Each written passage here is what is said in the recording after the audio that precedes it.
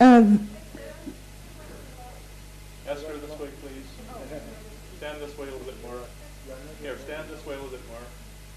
Okay, right in front of Doug so you get a good halo effect. So that was, it put a lot of light into a lot of things. So the problems we've been having is that we've not actually worked on the relationship. We've been basing all our attention on that spark, just hoping that maybe this spark would last forever. So I get that. Therefore, if because of the spoiled brat, one way or the other, a woman or a man walks out of one's life, you get hurt because you are resisting their free will to do what they want. So, what I'm saying... Do they have free will, or are they simply 100% reactive? They are very reactive. But you, the person who have been left behind, do you then accept the situation as it is, or you go around mourning the rest of your life? Did they leave you? Oh, not me. Did they leave you? No. Did the man leave you? Okay, oftentimes... No. Okay, let's look at it. Oh, yeah. Okay, oftentimes a man withdraws his emotional support from a woman by refusing to communicate to her, by refusing to look at her points of view and fulfill her needs, etc. And the man kind of puts himself in a position conveniently where he's never there. Is this happening in your hypothetical case that you're talking of? Yeah, something like that. Okay. Now, if that's the case, then what are you going to do? Are you going to live a lifetime waiting for him to come back? Or are you going to say, hey, goodbye and good riddance? Goodbye and good riddance, all right. All right. Anytime. Then where's the problem? Well, because there are loads of people who are longing to have those people back in their lives. But I would say it is their resistance as well to the situation that they've had. Oftentimes people are very happy to complain about the barn door being open after the horse is out.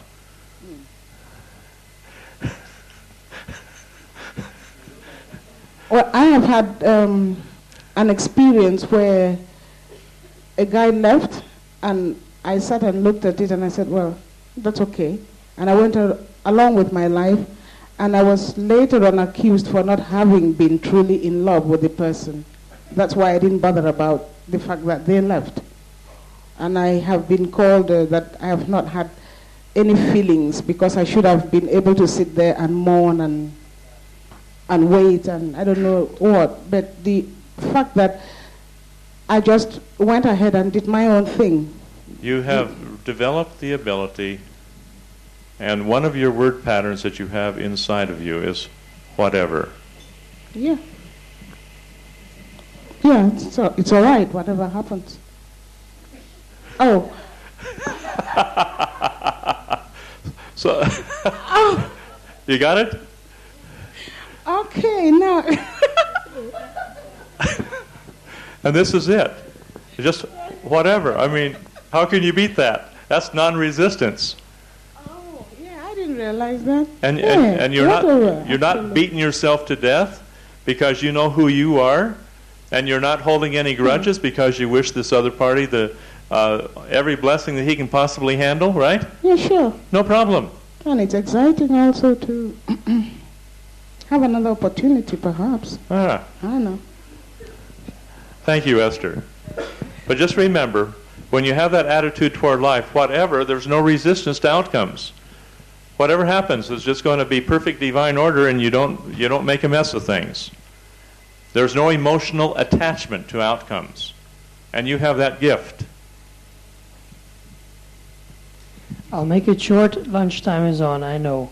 Coming back to the relationships, I've read from Gurdjieff once that if you step in a river, the river is never the same because every moment is different. So the way I've interpreted that with a relationship is that every moment your spouse, your husband, whatever is different. And what I notice, I can talk about myself, that in life we are so used to be living with a partner, you just look, oh, that's just her, but you don't look in the moment like every day it's a different person. And instead of seeing that, we always choose to see all the same points. So no wonder one day you just look out and go, wow, that's something new, while your wife or husband is still there. And I am not saying that I'm mastering this, so don't get me on that. What I'm trying to say is that I've noticed if I'm with a person, I keep looking every moment as a different moment. And then you really start to see, hey, you got a new person here, and you start to acknowledge actions, reactions, looking how you feel, and tomorrow is tomorrow, now is now. Yesterday this happened, now is a different moment, because you've got a brand new, different person in front of you. Instead of keeping a certain image of that person in you, which will hold that person in the same way. There are many of us here who use the word incredible. I would like to point out, I've done with a few of you already, always that word. Try and see what you're saying, because you're keeping something into action what you don't believe in. If you use the word incredible, it means to you it will never be created. Unbelievable, you don't believe in it. So if you're saying this has happened to me, it's incredible what happened to me, you will not believe it. It means you don't believe it yourself. And I believe if you keep on repeating that, you recreate something what you regenerated. I'd like to make people aware of this, because I've had my experiences with that, and that word is not in my vocabulary anymore. Thank you. I would like to say something on that. It's very important what you say to your mate, because you are constantly creating that. Why'd you say that? Creating that in that person. So if you're saying to him or her, oh, you're so lazy or whatever, you're constantly creating that, and that's what he or she is going to do. So watch your words through the day around your mate, because whatever you're saying is what you're creating.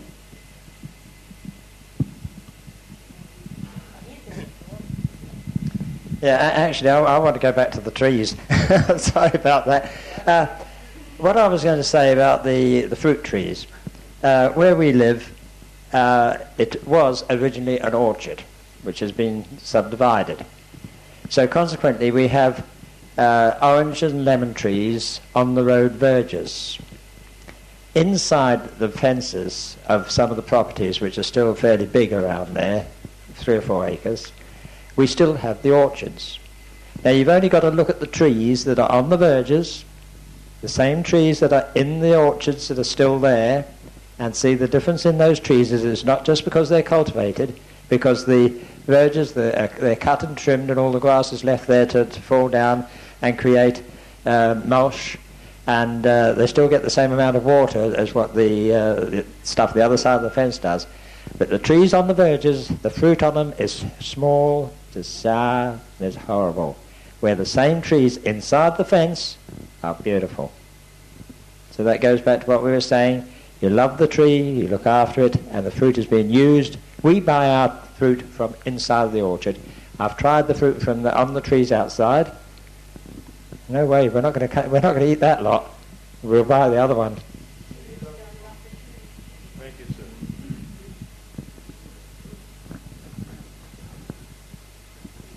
sir. One of the books I was reading once talked about what we focus on expands. What we focus on expands. And I think in relationships we tend to focus on the negative a lot of our partner. And if we focus on the negative, it just expands and becomes the whole of our relationship. So I was taught that as a universal law. What you focus on expands. Maybe something to think about.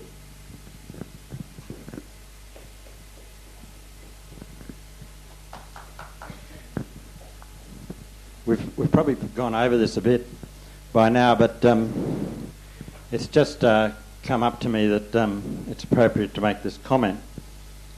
I think, to my understanding, and you could correct me if I'm wrong, but if you decide to hold points on somebody, you make a commitment to them for as long as it takes to complete that point holding in the best interest of the person on the table and the point holders and God and the discipline of body electronics and everything else. Now, since I've been point holding here, I've noticed a number of people who have immediately they get onto the table, they're squirming around, they're looking for some cycling to happen, or to not to get too much burning on the point, so they're not going to be kept there for too long. They take up an opportunity to get off the table as soon as they can, whether or not the points are finished, and at that point they're not interested in going back and completing the point holding.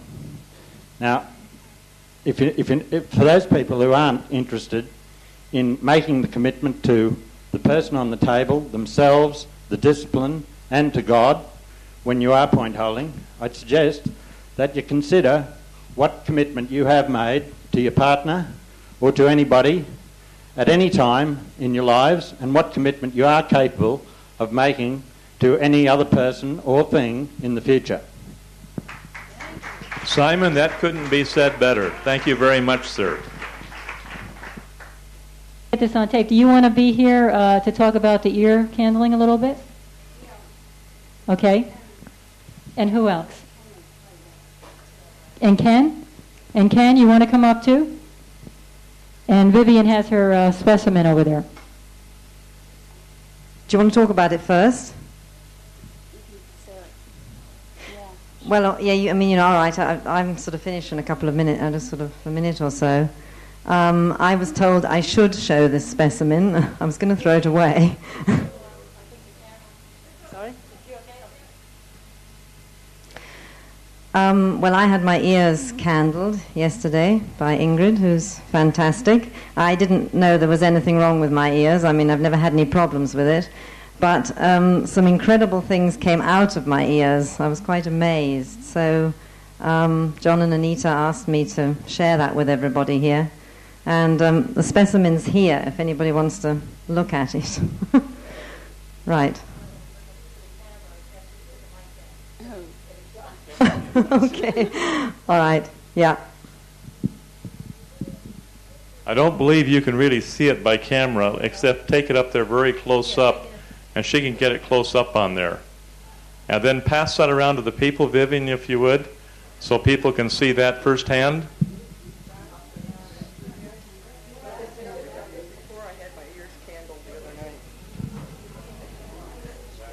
I wanted to say something because I had been skeptical about the ear candles because of what I'd done with ear candles before, and I'd burned one and had all the same stuff fall in it. And I had Ingrid do my ears last night, and I had radical difference in stuff between the two ears, and a radical difference in how I feel today. So I guess she's convinced me. Thank you.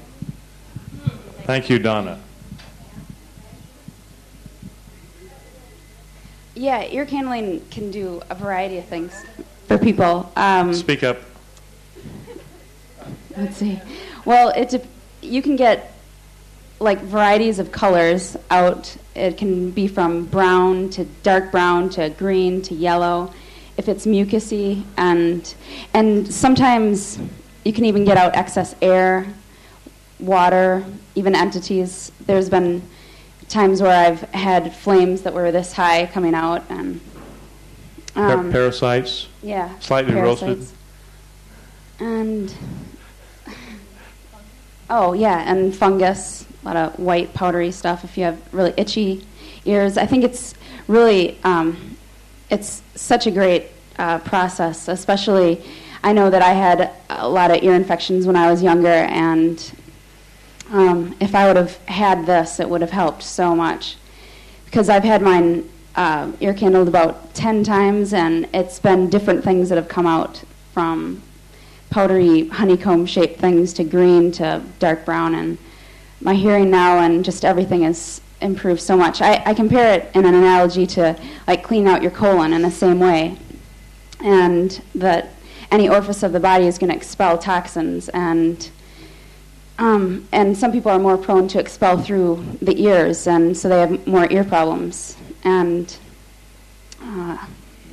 it's also, too, I think it's important when I work on people, I make sure that they're really relaxed. It's just like when you're getting a colonic, and the more relaxed you are, and that state, more comes out. And every time, even if the person doesn't think that they have a lot of ear problems, and you don't have to have ear problems, it's just like you may not notice that your bowels like aren't functioning well.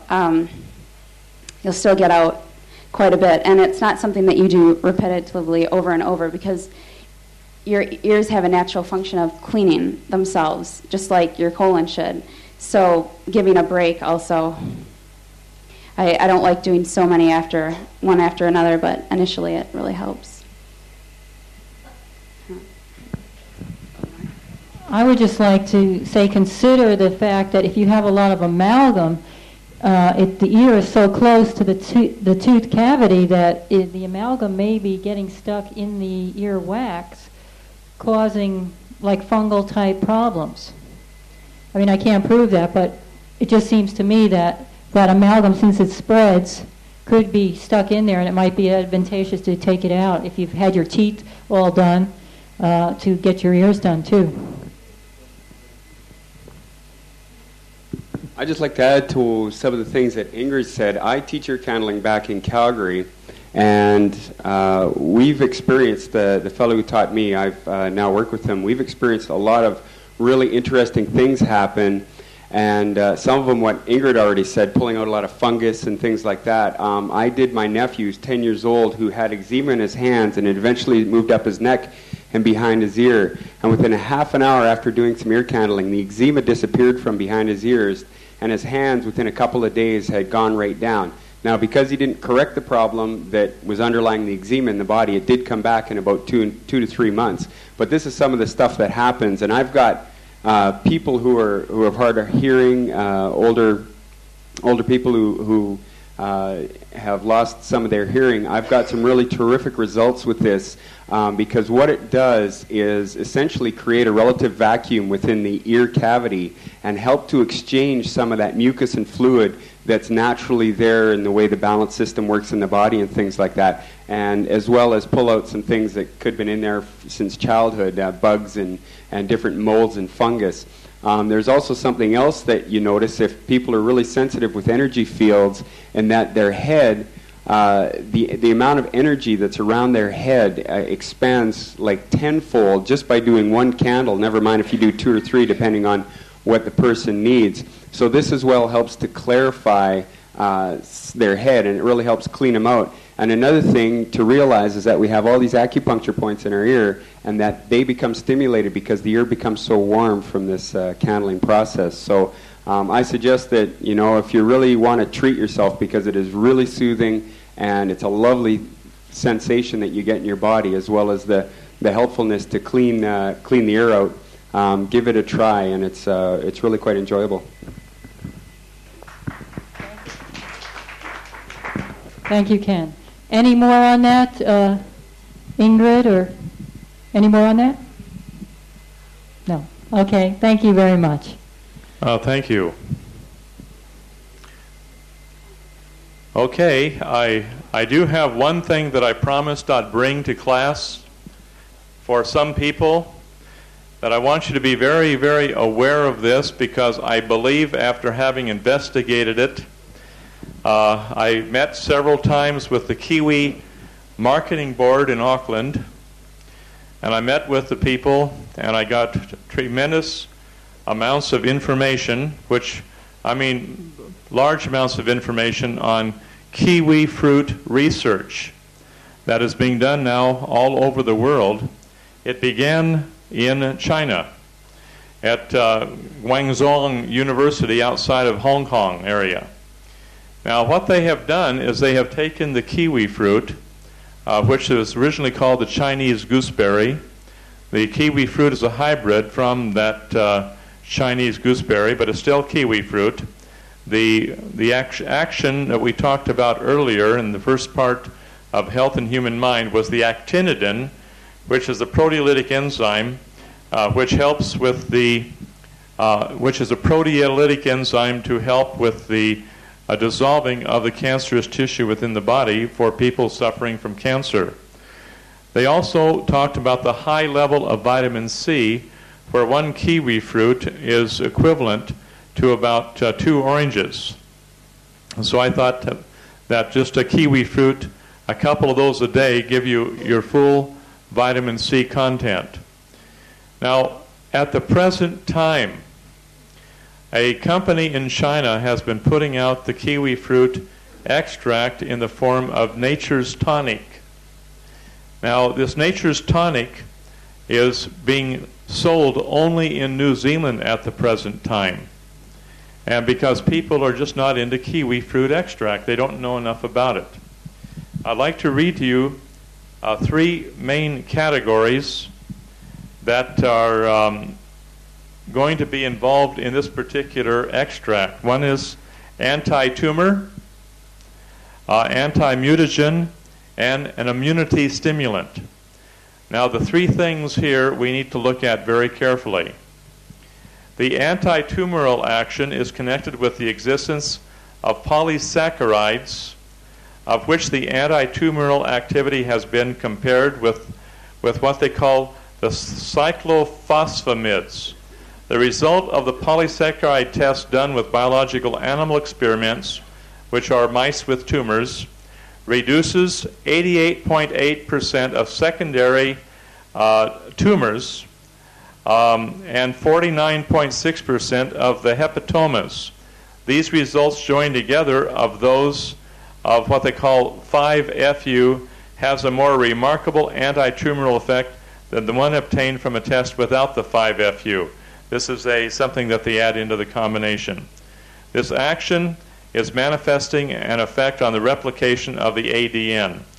Now, then it goes into the anti-mutagenic action, which they believe is due to the high degree of vitamin C and also your vitamin E, and then the immunostimulating action, which I won't get into any more than what I've just mentioned. Now, bottom line, all of the research that I have found is the reduction of bone tumors, prostate tumors, breast tumors, etc. Now, the material is that one little vial of this material has the concentrated extract of the kiwi fruit of 15 kiwi fruits.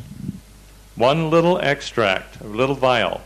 You just take it. This is very, very inexpensive. And right at the present time, I understand, Graham Clare, whose address is on the board up here, will have these particular, this particular material available. Now, he can get that over here in how many days? 3 or 4 days?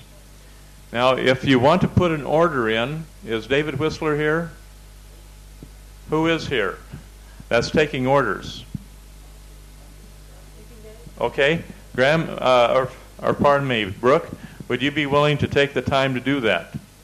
How many of you would like to have it's a supply, if you have a problem here with a cancerous situation in your body, the thing is, some people have been taking one vial 3 times a day. But it's you can't, as I understand, you cannot overdose on this if you keep it within legitimate limits. This is my understanding. How many do you take at a time? 20 a day. Is that why your hair is growing? You just drink it, and it gives you. It has anti-aging qualities. Supposedly, it's supposed to turn the hair back to its natural color because of the immune activity in the body, supposedly. I haven't been taking it. It's also got chlorophyll, which is an added benefit of this fruit. Normally, fruits don't have the chlorophyll in them. But my question would be, how many of you, it comes in packages of 12, I believe. Is that 10 or 12? 10. 10 to a package. And how much was it, basically, in New Zealand? $20 a package, which would be about roughly $2 a vial. And that's 15 kiwi fruit extract in one little vial. How many would like to have some of this sent over here? And especially those of you who have tumorous conditions that are right now are holding level, to get this into your system, I think that this will be something very vital for you. Brooke, would you like to take account? Hold your hands high so he can get... How many? Does anybody want more than one? One would be about a couple days, 3 days supply. Okay, you better count carefully. 20 means 20. You better write it down, Anita. Anita, write down the names, because we have some people want 20, some people want 10. All right, I'll make those. So just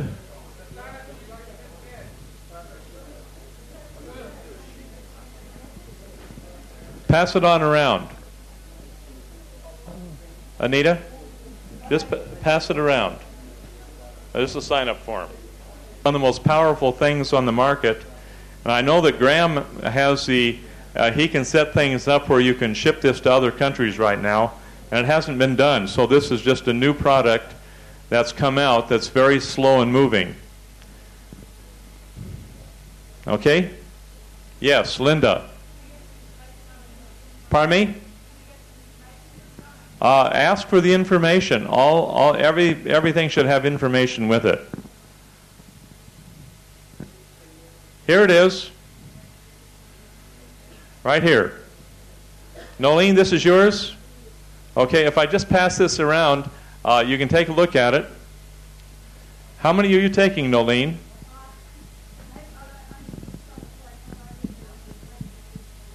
Okay. Just pass it on around and take a look at it. This is made in China. The man that has invented the process, his son lives in New Zealand, and that's why they're trying to get it started in New Zealand. But it's moving very slowly because it's a new item. Okay? Are you on? Okay. Something very, very important is happening here, and you're all a part of it. And if you don't see it with your own eyes, you won't believe it. And so what is happening, if you remember, this little lady, pigmented, was what we will call purple black all over the body. Is that correct? Now, with all due respect, we're all adults, and but this is something here, folks. This has only been about 3 weeks now. We're getting into our 4th week, and if you'd be kind enough, there's no music and there's no drums, no fanfare.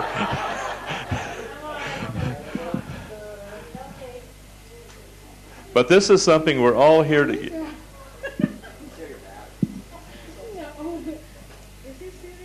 Yes. We're going to just show you a little bit of a pigment change. Now Esther's very modest. Esther's very modest. Could you guys? Anyway, they're all children here. No big deal. So it's okay. Why not? Do you need a little? Okay.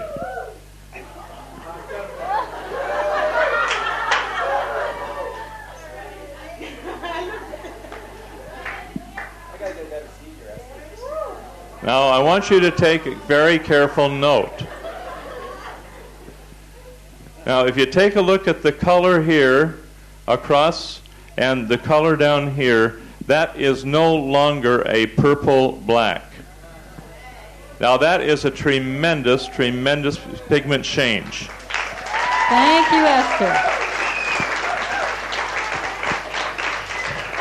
I just hope I don't get any lighter below that while I'm here.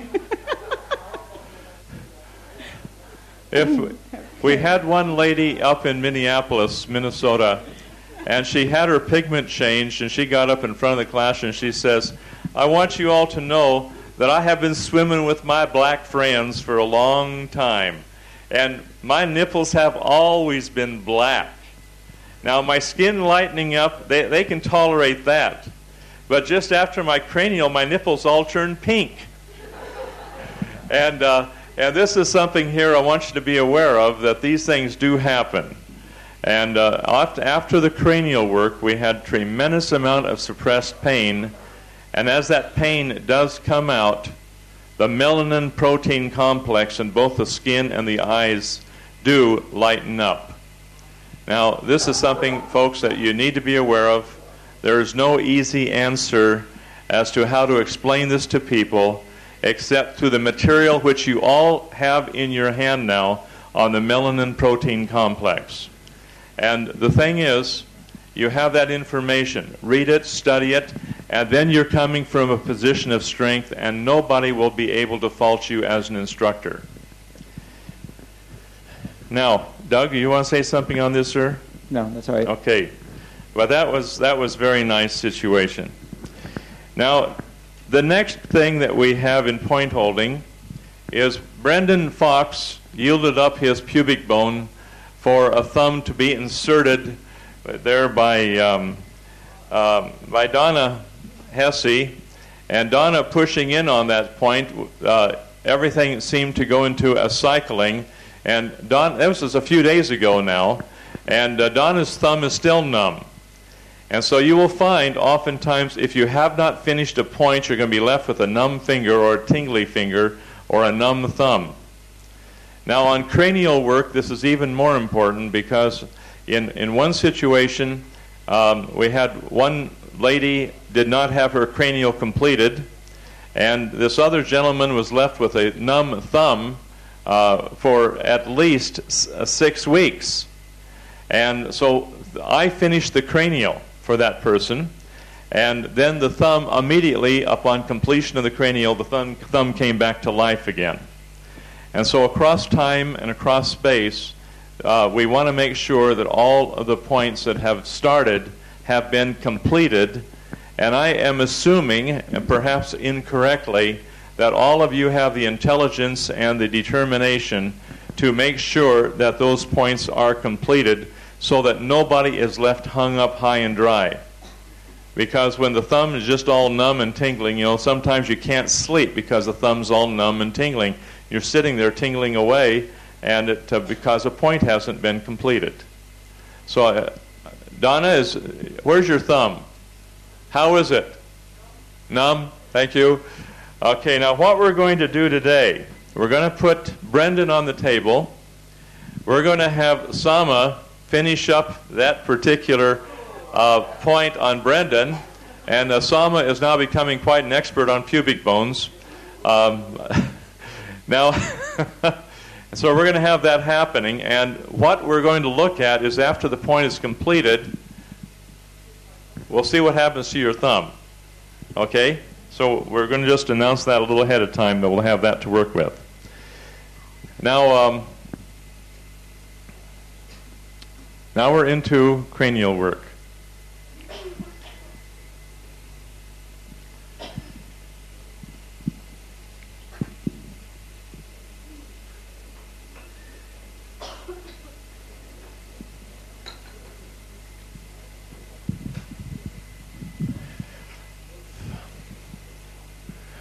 Over many years, I have been exploring every orifice on the human body. And I have found that a lot of work in the past has been done by a gentleman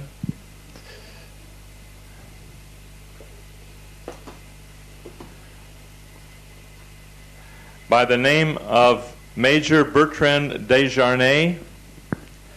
And Your books will be up here. You'll come up here, and these books will be left here to take a good close look at.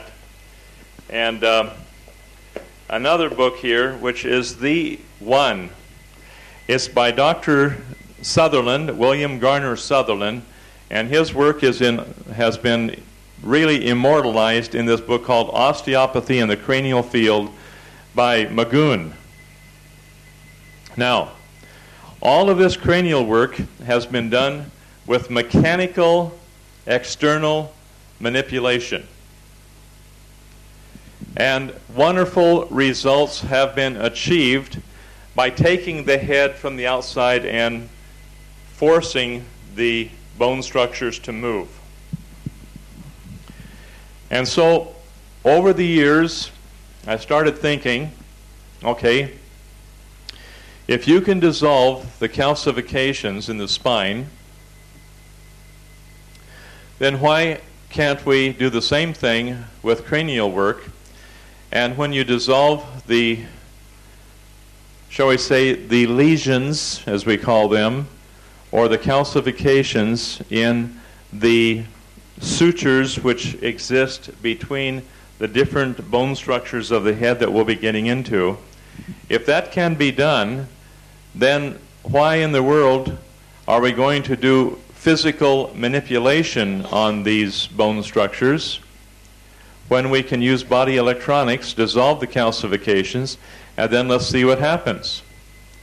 So we started working on different external points on the skull, and nothing really happened that was pleasing until we began working with different points inside of the mouth, using up against the what we call certain bone structures in the TMJ area and certain bone structures up around the palate. And we started getting some interesting results, but they still were not what we're looking for. So I started looking for ways of unlocking the various structures of the skull. And doggone it, we've got some answers for you. We're going to show you how simple these things are. We're going to be dealing with the reasoning that went behind it, so you have the history of it. And you'll see how the different areas of the skull will maneuver and change. Now, frankly, I had been influenced by many of the authors who have written that this particular manipulation is for solving this particular problem. And I got kind of wrapped up in that for a while, where this point is for that condition. If you have this particular symptom, then you work with this particular manipulation on it, on the skull, and then that'll solve that problem. Which sometimes it did and sometimes it didn't. Now, after years and years of working in cranial work, I find that anything can cause anything. And that is the one message I want you all to think about carefully, because a cranial point for one person will have completely different results than a cranial point for another individual. And I found out that there is no one mapping, if I can use a word, a mapping of this point to that point, where if we do this point, we alleviate this symptom. If we do this point, we alleviate this condition. It doesn't work that way, folks. But what it does do is that when the cranium releases the entrapped pain, which has been locked in there genetically for eons of time, when that cranium releases that and we re-experience it, we go through tremendous, in some cases, tremendous physical change. Now, Doug, I think it was up in Hamilton in Canada. We had an instructor seminar up there. You were there? You weren't up there. We had one gentleman, you know the man from Michigan, and he went through a time where his entire facial structure came clear out and he looked virtually like a gorilla. with all of the forehead jutting out, with the eyes clear back in the head. And as the person went through what we will call the healing crisis, or the reversal of the locked-in trauma that was there, you take a look at the person, and looking at the guy, he would scare you completely. We've had people go through genetic stuff, wherein one gentleman developed all over his plates. This also took place took place in Toronto.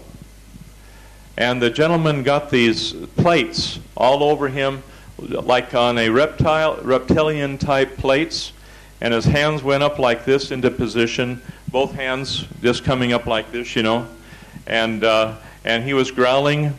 His face took on this reptilian appearance, and finally something left the body, and then these markings of plates like on a reptile left his face. His body, instead of being in a spasm like this with these odd reptilian growls coming out of him, went back to normal. His face changed, the structure of his body changed, and he was no longer the same. And I oftentimes wonder, how much genetic stuff do we have in our systems which were left over from all the genetic splicings from Atlantean times. Now, during the Atlantean times, we've had, I say, less than 100 people over the years who have had experiences. We had several of them in Maui at the time, and in Maui, Hawaii, we had several people who actually re-experienced this genetic splicing, where they were a half man, half horse, and half man and another type of animal. You have a half man, half goat. We have people who were half man, half fish. What do they call those? Mermaids. And they still have mermaids today, and they have pictures of them that are taken especially in the Caribbean. And so these things are leftovers from this genetic splicing problems of years ago. I hope you're all aware that in Italy there is one city that is set aside for people with these deformities, where they have the face and head of a pig and the body of a human, or they have the body of the human, and then the bottom part of the body is like that of a goat or a horse. I'm sure that you have studied this. This is in some of your encyclopedias that have come out at the turn of the century. And so these people are half animal and half human. This is kind of an interesting thing to me, because in Utah there have been specific cases where sheep have given birth to a perfectly normal human baby. Now, you know that the sheep herders have their favorites and all this among the sheep, and you know that these things have happened. So sometimes something happens here to where there is actually a mixing of the genetic material between human and animal.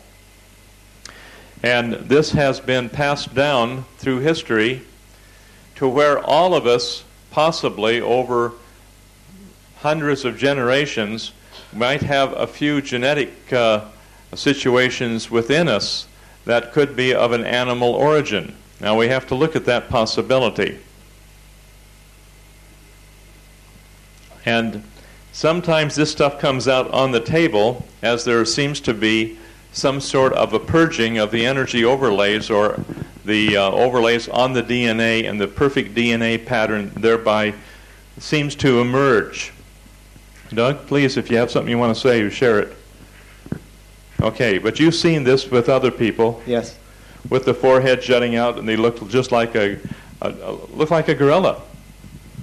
And that goes on for sometimes 2 or 3 hours before the features normalize, and then you have a different structure. Yeah, that same gentleman had a bit of the same thing happen his next cranial class, which I taught in Wisconsin, where the whole superciliary arch area just came jutting out maybe an inch or more.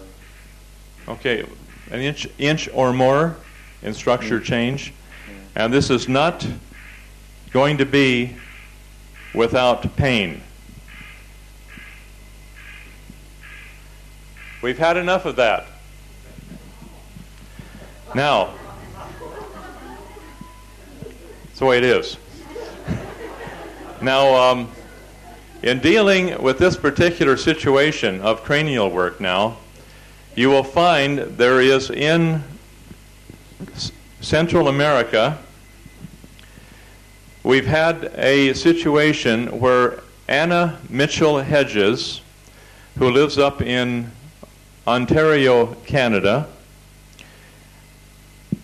she was the daughter of a famous archaeologist that discovered some ancient ruins that were covered by jungle. Under one of the altars, they found a head called the crystal skull. It was also called the skull of doom because it was used, evidently, to create a death wish on a person, and that person would die.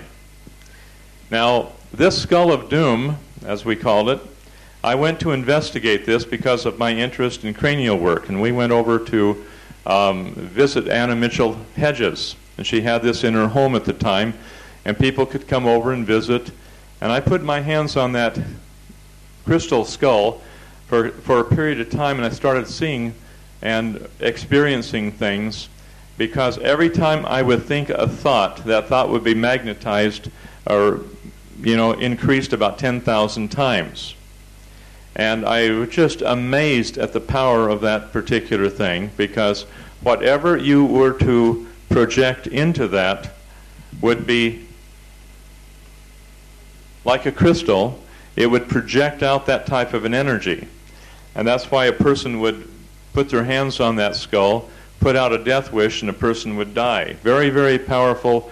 And since when they found out the energies that were there on that crystal skull, they have kind of put it away, kind of like in a museum type, where people can see it but they can't use it. And I think that's very wise. Anyway, we did some experimentations with Anna Mitchell Hedges, where she simply affirmed, her own health in her body. And her circulation came back, and she was just pulsing. Her whole body was just pulsating with energy just by affirming, a healthy attitude. Now, this was exciting to me because I began to look at the skull, the human skull, from a different point of view. Now,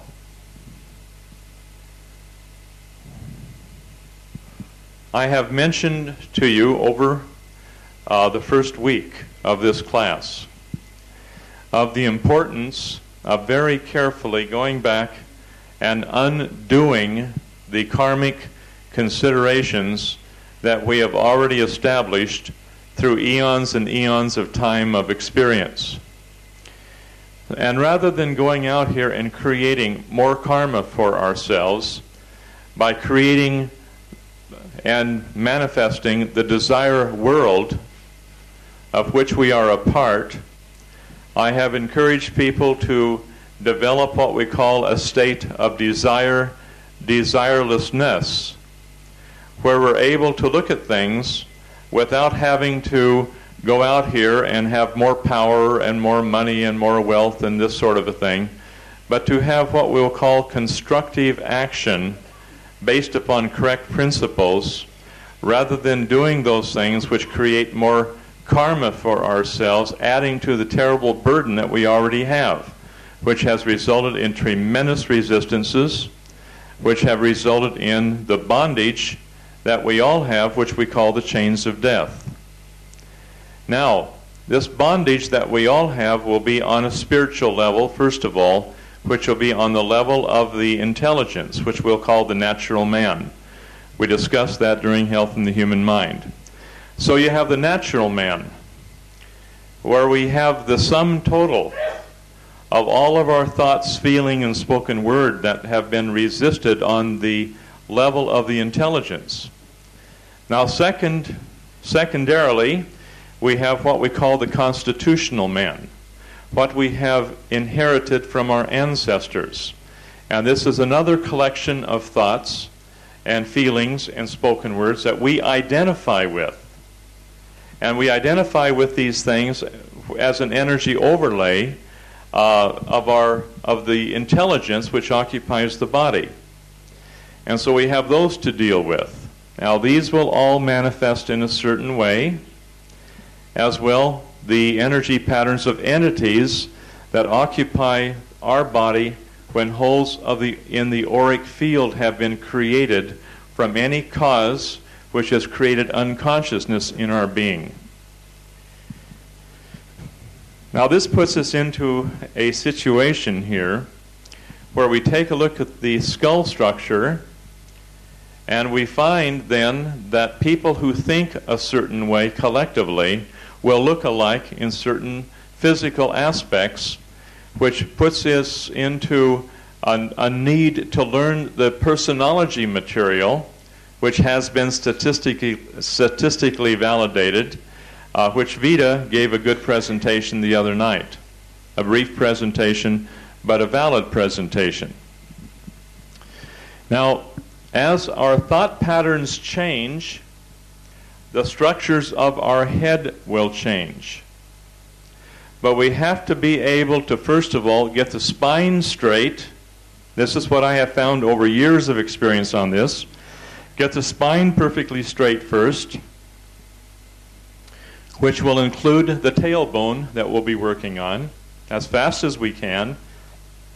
And I want you to understand and not get upset, because I'm going to put certain people as a key, as a priority here, that we can get all of our cranial work done so that they will understand it, so that when they go home, they will have the understanding of the cranial work and be able to give that to others. The rest of us will be here and will muddle on through. And I think muddling is about the right word for it, because we're dealing now with the tremendous resistance of eons of time, and we're transmuting that by going through the pain that we have collectively suppressed, which puts us into a very heavy-duty situation. Now, here is the warning bit. Okay? Have a seat, please. I'm not going to call on you for about half an hour. Okay. Here's the warning bit.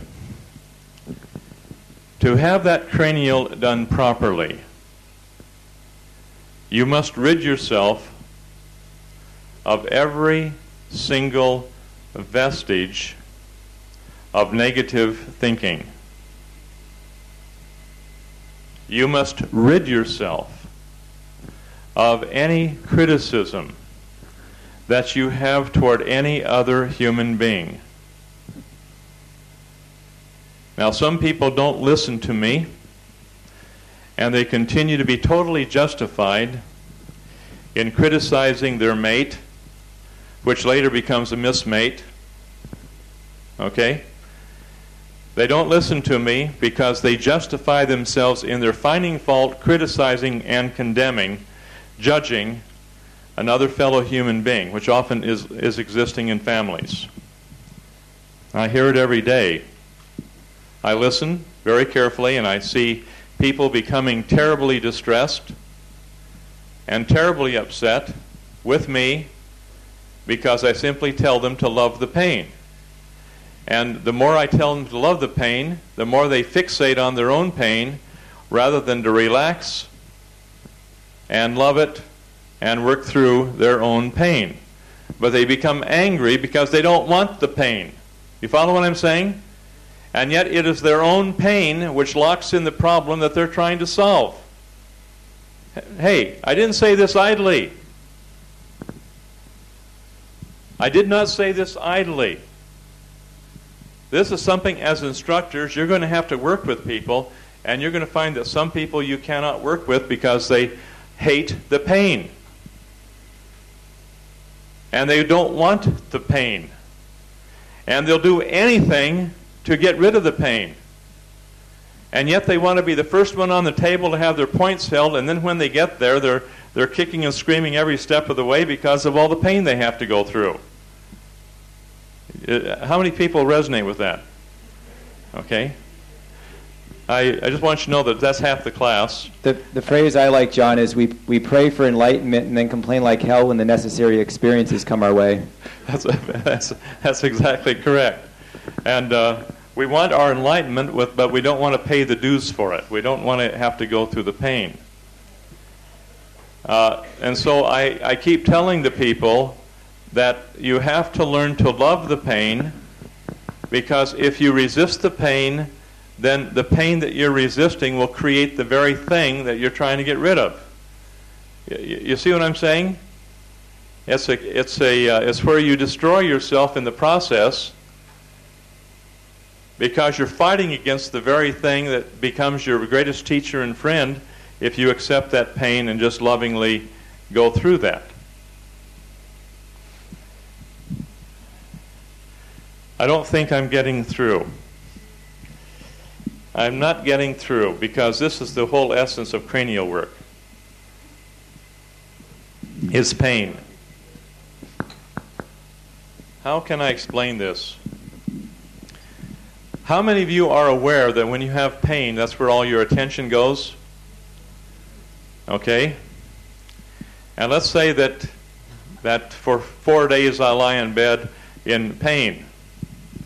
Well, that's where my attention goes too. But so what do I try to do? I try to love the pain, and so I try to love the pain here with the same degree of impartiality as I hear the cackling of the kookaburras, or the rain dripping on the roof. And I have been able to do that. And then the pain dissipates, because I'm no longer putting my attention on the pain, because I look at pain with the same degree of impartiality as the fragrance of the rose. It's what Ian said yesterday. Whatever we focus our attention upon expands. That's correct. It expands. But when we take our focus of attention off of something, then we're not feeding it, and it goes right back into native element, or what we'll call the void. Now this is exceedingly important, because in cranial work, some of you will probably have the greatest pain that you've ever had in your life. And you'll have to realize that this is your individual resistance. And you'll have to realize that when we get the bone structures of the head approximating exactly the same proportions as the skull of doom, then all you have to do is think a thought, and it will manifest instantly.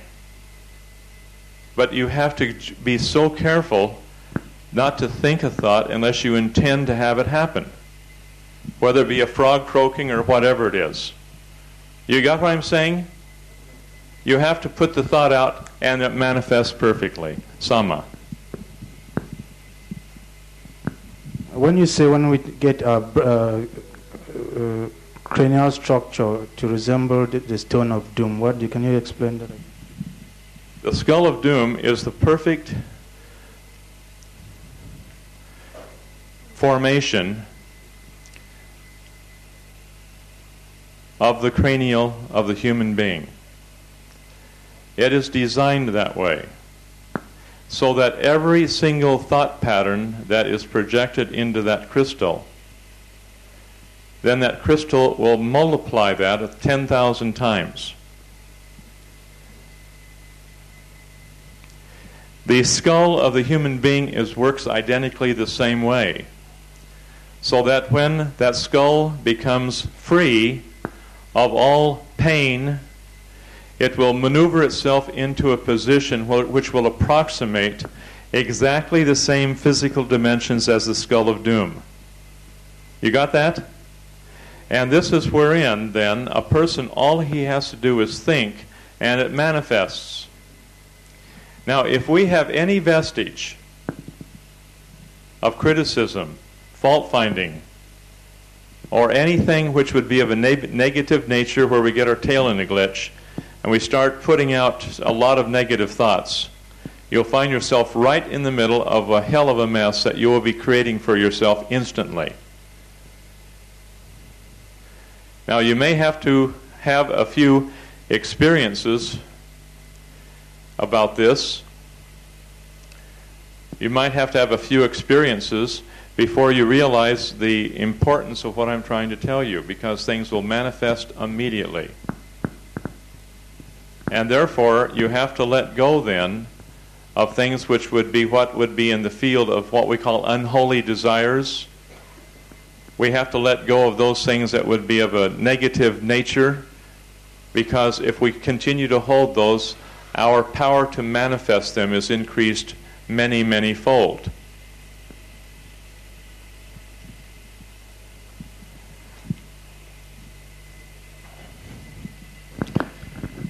And then if we don't control our thinking and put them into proper order, that's why I encourage you to read book 1 and work in an area on the list where it's perfectly harmless. You're not hurting anybody, because you're not putting out any grandiose thought patterns which could be destructive not only to other people but to yourself. Now, one thing which is great is that if we have resistance, that resistance will manifest also and reform the skull so that the person will not be hurting themselves because they lose their power quickly.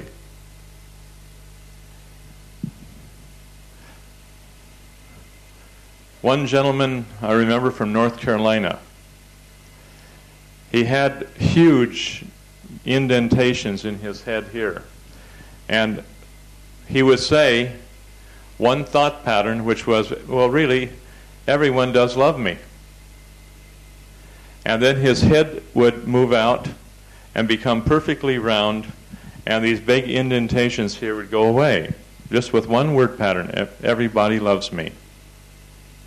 And when that happened, people would flock all over the place just to be around the guy because of his thought pattern: everyone loves me. That's his thought pattern. But then the moment that he'd even think about his relationship with his wife, that was quite traumatic, he would think, nobody loves me, because his wife didn't love him, okay? And immediately these things would pull in, his whole head structure would just change, and there would be nobody around him or even come near him after that, because he put out the word pattern, nobody loves me. Now, an example, as a young child, I felt all alone. And I blew that word pattern out finally to where I didn't feel alone. And I remember in Madison, Wisconsin, at the golf club, we had a big seminar out there, and I remember sitting down for lunch. And it was a beautiful meal, and I took my plate and went clear down at the other end of the room to a table, which I knew would completely fill up with beautiful souls, and I wasn't the least bit concerned about sitting alone at the end of a table. And this one little person came up to me and said, "How can you stand being down here all alone by yourself?" And that had never entered my mind, because after I blew out that word pattern, I'm all alone, I realized that I'm on a planet with billions of people, and I'm not alone. And sitting at a table in a room, shall we say, virtually by myself, I felt like I was with a whole world of people, and I didn't feel alone. And yet I realized that other people are still dealing with the word pattern, I'm all alone. But my head structure changed markedly, because I used to have a long, very narrow face, and now I had to change my hat size several times, but my face and structure has moved dramatically. If you figure in personology, is Vita here? Okay, in personology, I had a 10% rating on what they call it's called ego or self-esteem. And I had a very low ego at one time. But after a cranial work, I'm really quite okay. And I'm way at the other end of the spectrum now, where I really feel good about myself, and I don't feel any idea of a lack of self-esteem. But I went through the changes with cranial work. Now you'll find this happening. Now I do wish we had some form of measurement where we could go through these 150 measurements that Vita spoke about, When I was involved in personology, which I consider myself still involved, there are 93 validated traits. There are now 150 traits. These are the things that we look at. And so this is why I really want you to get involved in personology, not for the benefit of the other people. So when they have a cranial, you can have a measurement before and after. This becomes quite exciting. But I want to warn you ahead of time, you've got to figure out where's your agenda? And more importantly, where is your hidden agenda? Because I have found that because of the human nature of man, all of us have a hidden agenda that we're operating on, which separates us as a human being from all other human beings. We all have a hidden agenda. And until we can root that thing out by the roots and change that, then we become unified and we think in terms of unity rather than separation, which is me first. Now, we all have that hidden agenda. And we all have to get over that hidden agenda. And that does take time, and that does take effort. Now,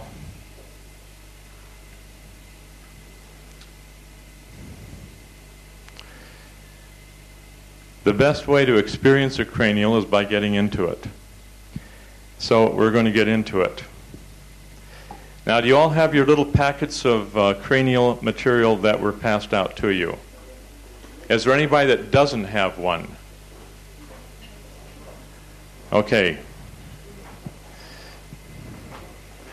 The rest, for the next 2 or 3 hours, is going to be kind of heavy.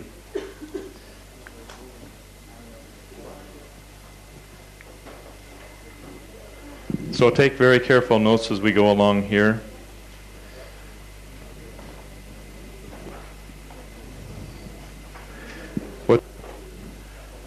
Where it says 1 in the upper right-hand corner.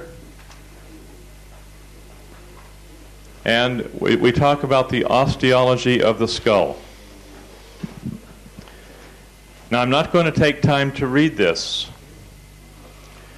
I want you to read this and study this, get this under your belt. Take time today, tonight, to read this.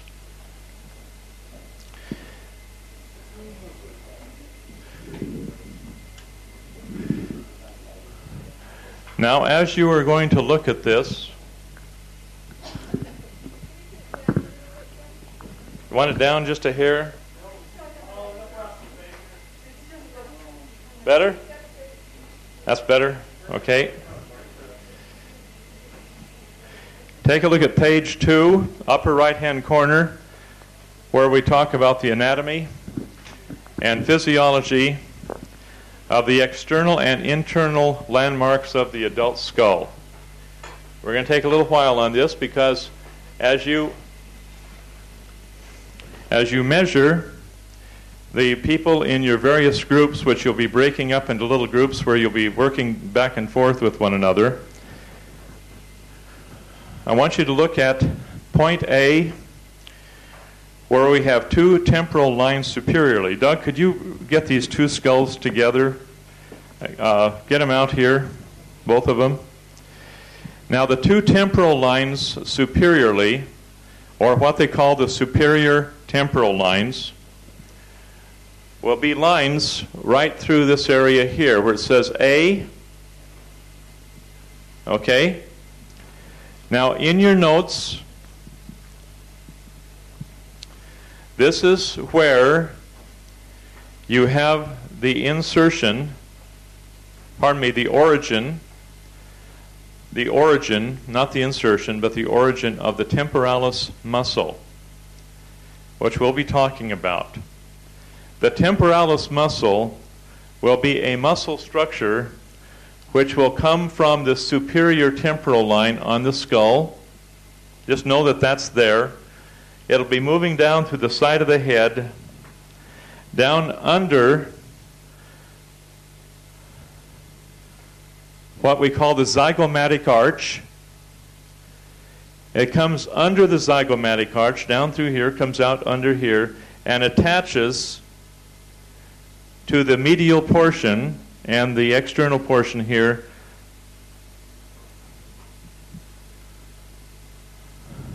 of this portion of the mandible, which is called the coronoid process. The coronoid process of the mandible.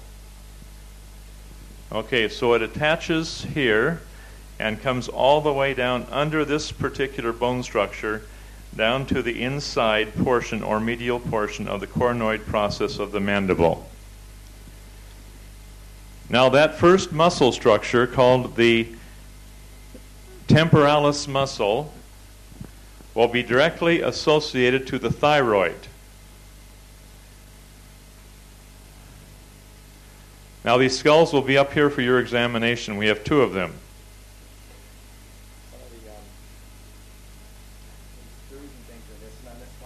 Yeah, these are well-used skulls, folks, and they've fallen apart here occasionally. Now the temporalis will be, the information will be further in the material under what they call the muscles of mastication. The muscles of mastication. And you'll have certain muscle structures that will be going through with you that you'll have to identify, learn where they are, so that when we deal with them, you will be able to release the pain that is locked into these muscle structures and will be able to be of help. Now, some of you have what they call the pineal pituitary thyroid tie-in in the scleral lines. Now, this is an important one, because in the cranial work, when you get everything else in order, oftentimes the cranial will solve that particular problem and release the degeneration lines, which will be tying in the pineal, the pituitary, and the thyroid. The thyroid will be the muscle structure which we will deal with, which will be right under W here, which will be the coronoid process of the mandible. Any question there? Pardon me? W is on your sheet on page 2, right at the bottom of the sheet. Okay? W is the coronoid process, but the muscle structure, which of the, what they call the temporalis muscle, will be attached to the inside or medial portion of the coronoid process. And that is one of the areas that we will be touching when we're doing our triple axis cranial, which we'll talk about later. Now, the B, as we have it here, is called the zygomatic arch. Now, we'll talk more about the zygomatic arch. But we'll find that there is a term in personology where you have what they call the high cheekbones. And these are people that are very adventuresome. And under cranial work, when all of the pain is released, then you find that these bone structures go through quite a bit of change, and you'll have quite a cheekbone coming out in this area, and all of a sudden the person has the willingness to get out and do things, or what they call being adventuresome. Now, did you get that down? Adventuresome has to do with the high cheekbones. Now, that's from a personological point of view. And so you'll find the head structure, as it changes, the cheekbones will change dramatically. Okay. We're going to skip a few things here, but I do want to show where the mastoid process is, which they call E. And this will be one of the first points that we'll be dealing with. where that is right behind the ear. And if you take your fingers and go right behind, take your fingers, let your fingers do your feeling for you. You go right behind the ear and you find a little knob that comes down. That's the mastoid process.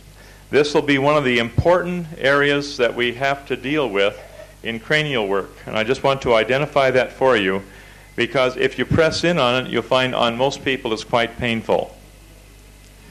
Okay, so that mastoid process is one that you'll need to identify with.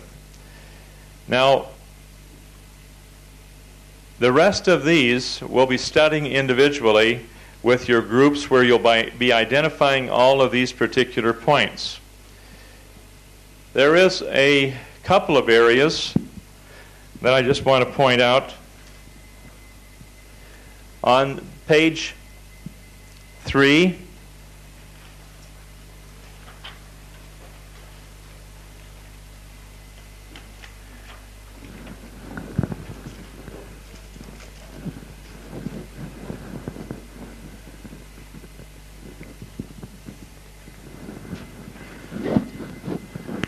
you'll find on point A, right here,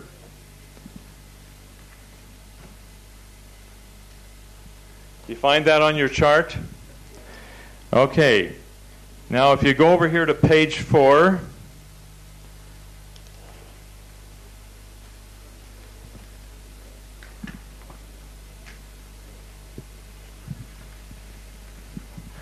point A is called the frontal eminence. Now on the frontal eminence, you'll find after a person has had cranial work, this comes out like a little bulge coming out. We found this on a couple of people already without having cranial work, but it came out as we're working on the spine. And this is the people who have the ability to visualize. And so you can take a look at people from a personological point of view, and if they have a bulge right up on the skull part, right up here, and it kind of comes out a little bit, you'll find that a lot of your artists will have this, especially architects will have this, because they can see things fully, visualization, and these will move out. Now the A part will tell you then about the ability to visualize. Doug? Just in terms of like personology scores and percentile stuff on that, you've got in personology, as Vita covered, a bell curve where 50 is average, 50th percentile, and most people are clustered between about 30 and 70. Most people are right in the middle. This one particular trait, the visual ability, is one that a lot of people have had quite a bit of change on with the cranial work. The first time I had my personology measurements done, I'd already had a cranial as well as gone through a visualization and consciousness course, and I was still down around a 25 or 30th percentile on that one trait. And I'd had my personology, redone a couple of times since then, and gone through a bunch more cranials and all that. And it's actually come up to about a 70 or so. So and it was probably lower than 20 when I started because I'd already had a cranial. So you can really, as John said, you can go from like one end of the spectrum to the other if you work at it. Okay, so on your A, just make a notation in your notes that'll have to do with the ability of the individual to visualize. Now, the B part will be a little arch right in this area here, what they call the superciliary arch. And it's under the eyebrow. Kyle, would you come up here, please? Bring your arches with you. Yeah, bring your arch. Okay, now if you want somebody from a personological point of view who is going to be detailed concern, and they won't let anything... Can you hear me? What's that? Okay. If you're going to be concerned with a person, if you want to have somebody who can really deal with details, you take a look at this area right across here, like a big lima bean, a big broad bean right across here, and you see how this sticks out. That means he has trained himself to be concerned with every every little detail that he works with. And I'll tell you one thing, you won't let anything slip by Kyle. Is that correct, sir? It's been mentioned before. It's been mentioned before, okay. But Kyle will be very, very detailed about everything that he does. So if you're going to hire somebody, you'd want to have a person like Kyle, not necessarily Kyle, but a person like Kyle on your side, because here's you're going to have, this is all going to be your detail concern. And that's your superciliary arch, which again will be in your notes on this particular page. Thank you, Kyle, very much, sir. That will be on number B. Okay? Now, we're not going to get into a whole lot of that business on the detail with the personology, but I just want you to be aware of this particular part of the body. And you'll be reading on page 4, you'll go down that very, very carefully and study that and get all that stuff under your belt. Now, we'll be covering most of the main features when we have our checklist, which we'll talk about a little later. But I'd like you just to page on through page 5 and page 6 and page 7 and page 7. We're just going to introduce this to you here.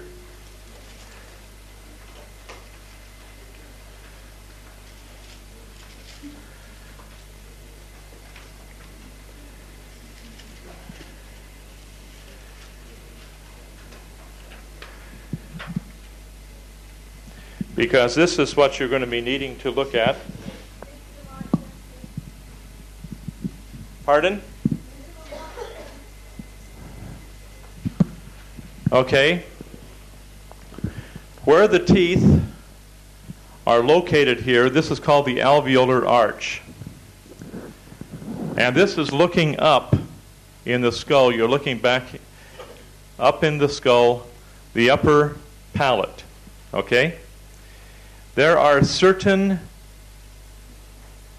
sutures that we have to become fully conversant with, which will all be on your material there, which I will not go along with you.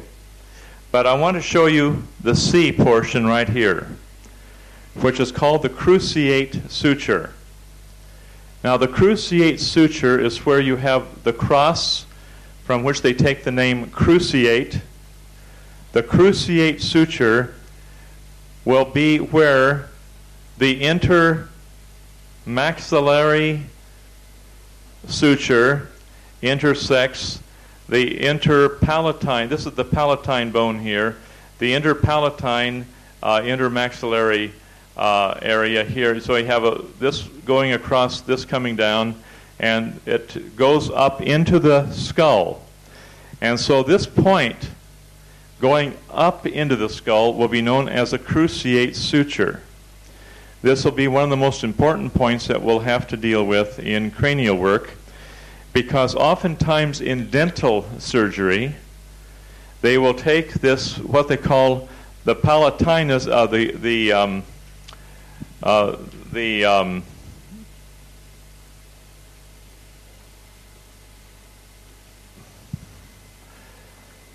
it's a vomer bone that comes down through this suture and drops down, forming a ridge called the torus palatinus right here.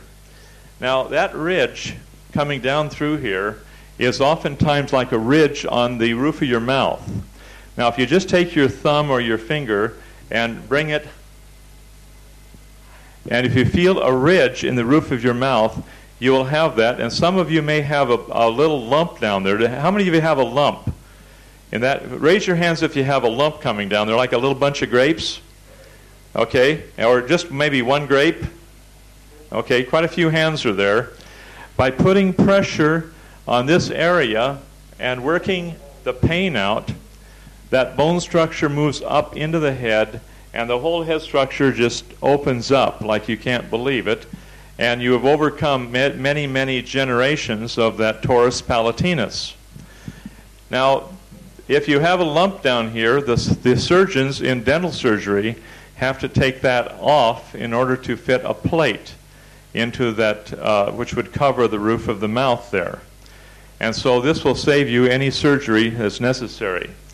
If the teeth are crooked, which oftentimes they are in the alveolar arch, both the upper and the lower, the teeth will begin to move back into the proper positions, even no matter if they're all crooked all over the place, and it saves the dental stress of your braces.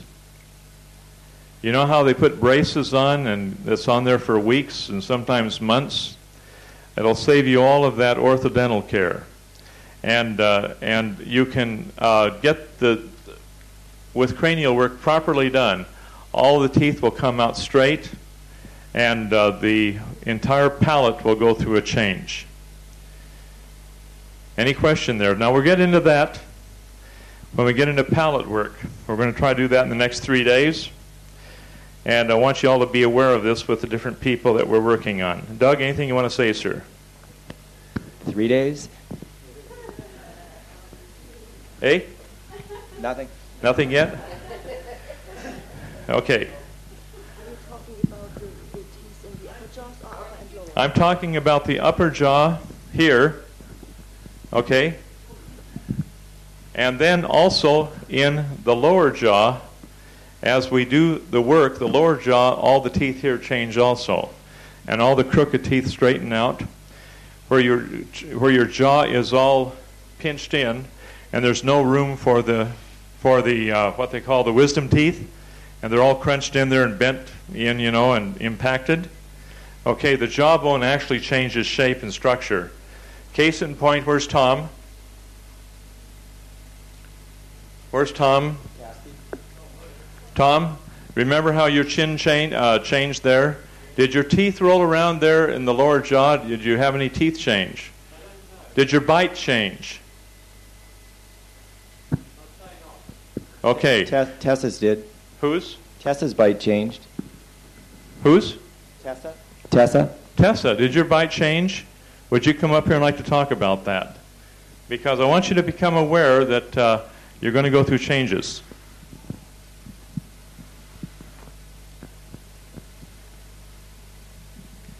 It didn't change much, just it straightened the bite. Before it was a bit crooked. Okay. Thank you very much. Okay, let's very quickly go. We're on page 10. Let's go to page 11. This is where we start.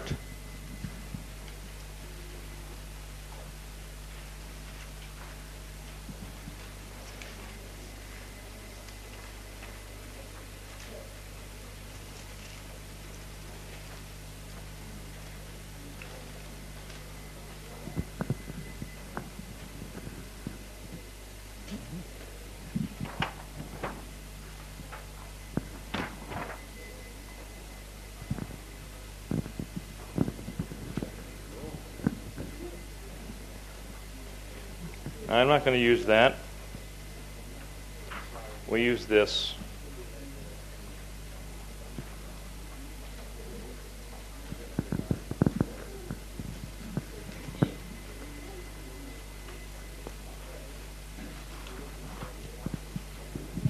And this.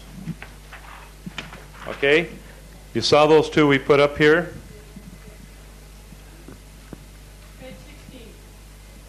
It'd be 15 and 16, I believe.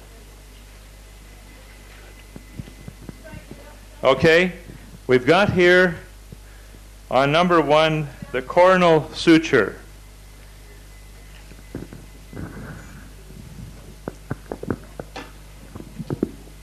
The coronal suture will be this particular suture coming down through here, which will exist between the frontal bone, which will be this portion of the head here, the frontal bone here, and the parietal bone here. And you'll have a ridge coming right down through the center of the head where you'll have the parietal bone on the left side and the parietal bone on the right side. Okay? So you'll have two parietal bones, but you'll have one frontal bone. And this coronal suture, in your notes, the coronal suture, right here will be very interesting because you have to know that one, and that will be lying between the frontal and the parietal bone. Any question? Okay, Donna? Right here. See this? And if you take a look down here, number 9, on your sheet, you'll have what they call the coronal suture, so you can identify that. Got it? Number 9 right here. Number 9 coming across to the coronal suture. You got that, Donna? Okay, you got it now. Okay, so you have to know where the coronal suture is, and you can identify it by feeling other people's heads. Sometimes by feeling other people's heads, you put them into a healing crisis. Now you have a coronal suture. That's a feeling on the crisis. left. Pardon me? That would be a feeling crisis. A feeling crisis, okay. But here's your coronal suture this way, left, and then you have your coronal suture on your right side. Okay, number 2 will be the sagittal suture. And the sagittal suture will be existing right along the top of the skull from this point, right along the top of the skull down to this point. Now, does anybody know what the point is right here at the top where the coronal suture meets what we call the sagittal suture going right along the top of the skull, right in through here? Who said it? Bregma is correct. Pardon me? The bregma. B-R-E-G-M-A. Bregma. And then the bregma will be this point here. It's the soft spot in a baby's head. And then you have on the point in the back, that's called the lambda. Lambda. So you have your bregma and you have your lambda. Now, in many children who have had birth defects, especially birth trauma, the calcification in the soft spot will occur very early in life, which will in some way slow down the process of the brain growth, because it won't allow the skull then, the calcification here will not allow the skull to continue to expand. And therefore they will be what we call retarded children. Now, the same thing with the soft spot in the back. Now, in our work, we find that if the soft spot here becomes calcified in both the front and the back, in your notes, you'll put down the following.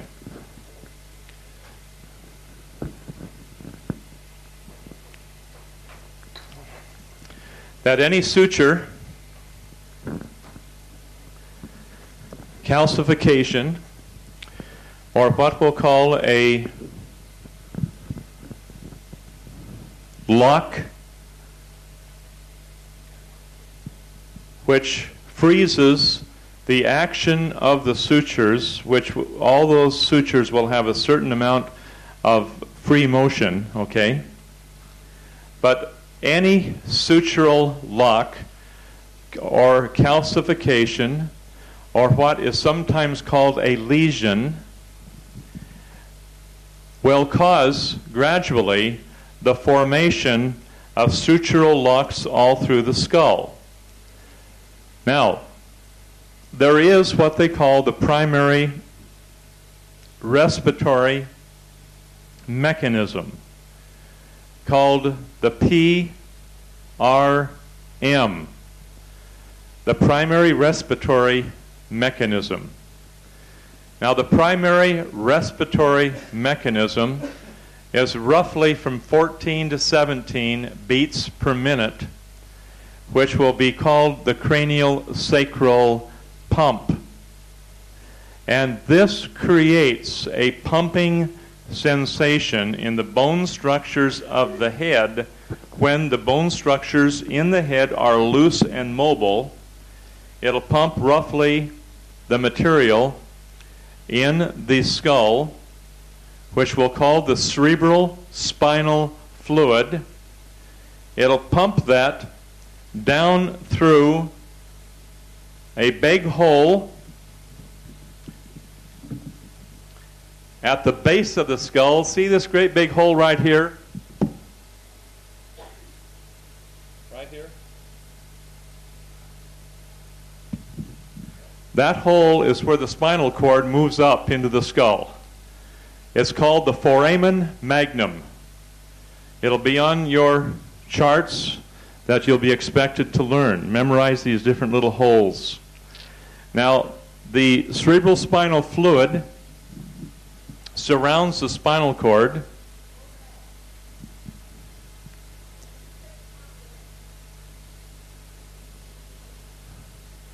The cerebral spinal fluid surrounds that spinal cord, and according to your archaic, ancient anatomy books, they tell you that it goes down around the spinal cord, inside of the bone structure of the spine, and into a little cul-de-sac right in the tailbone area, or what they call the coccyx, and that is where the cerebral spinal fluid flows. Now here's where they take what they call a spinal tap to find out what kind of problem is in the cerebral spinal fluid. What the osteopaths in Canada have found, they have injected a blue dye into the cerebral spinal fluid, which was colloidal, and then followed the blue dye out through the spinal roots, on clear out to the cell levels of the body, out through what they call the perineural pathways, P-E-R-I-N-E-U-R-A-L. Perineural means around the nerves.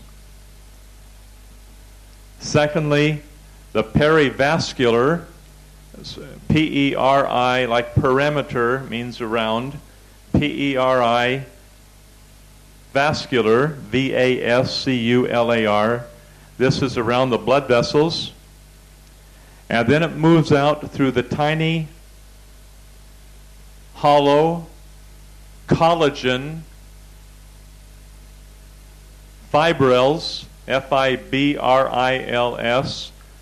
which will be the connective tissue which holds all the cells in the body together. And so this cerebral spinal fluid moves out through all of the collagen, moves out through these tiny, hollow collagen fibrils, clear out to the cell level of the body. So the cerebral spinal fluid carrying the electrolytes is created in the choroid plexus of the brain, the choroid, C-H-O-R-O-I-D. The anatomy book will go into this in detail with you that you should study, and that's a month's work in itself. And so the choroid plexus is right roughly in the fourth ventricle, which are the structures within the brain itself. And the cerebral spinal fluid is then manufactured in that choroid plexus in the fourth ventricle, and then moves on through and around the brain, down through the spinal cord, and out through what we call the ventral roots, which come out and then go out to every single part of the body. Now, if there is a blockage to this primary respiratory mechanism by a sutural lock or calcification, where one lock will tend to create all locks in the skull, then this will stop the free flow of cerebral spinal fluid to the body.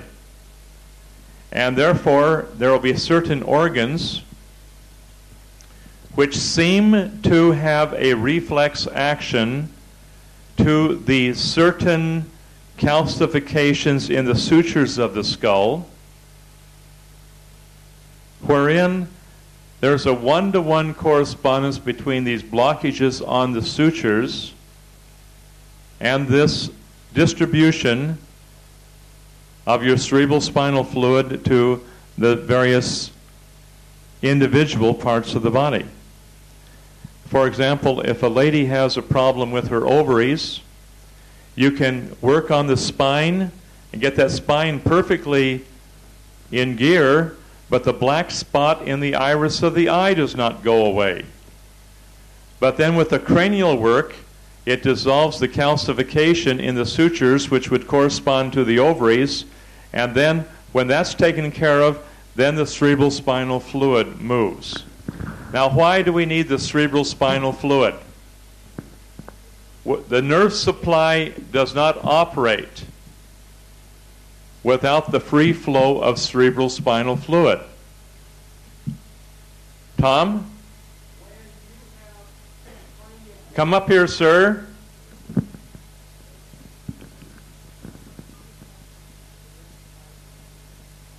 Okay, while Tom's coming up, you have to have the cerebral spinal fluid present, that the nerve supply will operate, that the circulation will follow, and then the nutrients can get to the cellular level. Yes, sir? Since the cranials and the spinal are all tied in, you always do a spinal first before you do a cranial.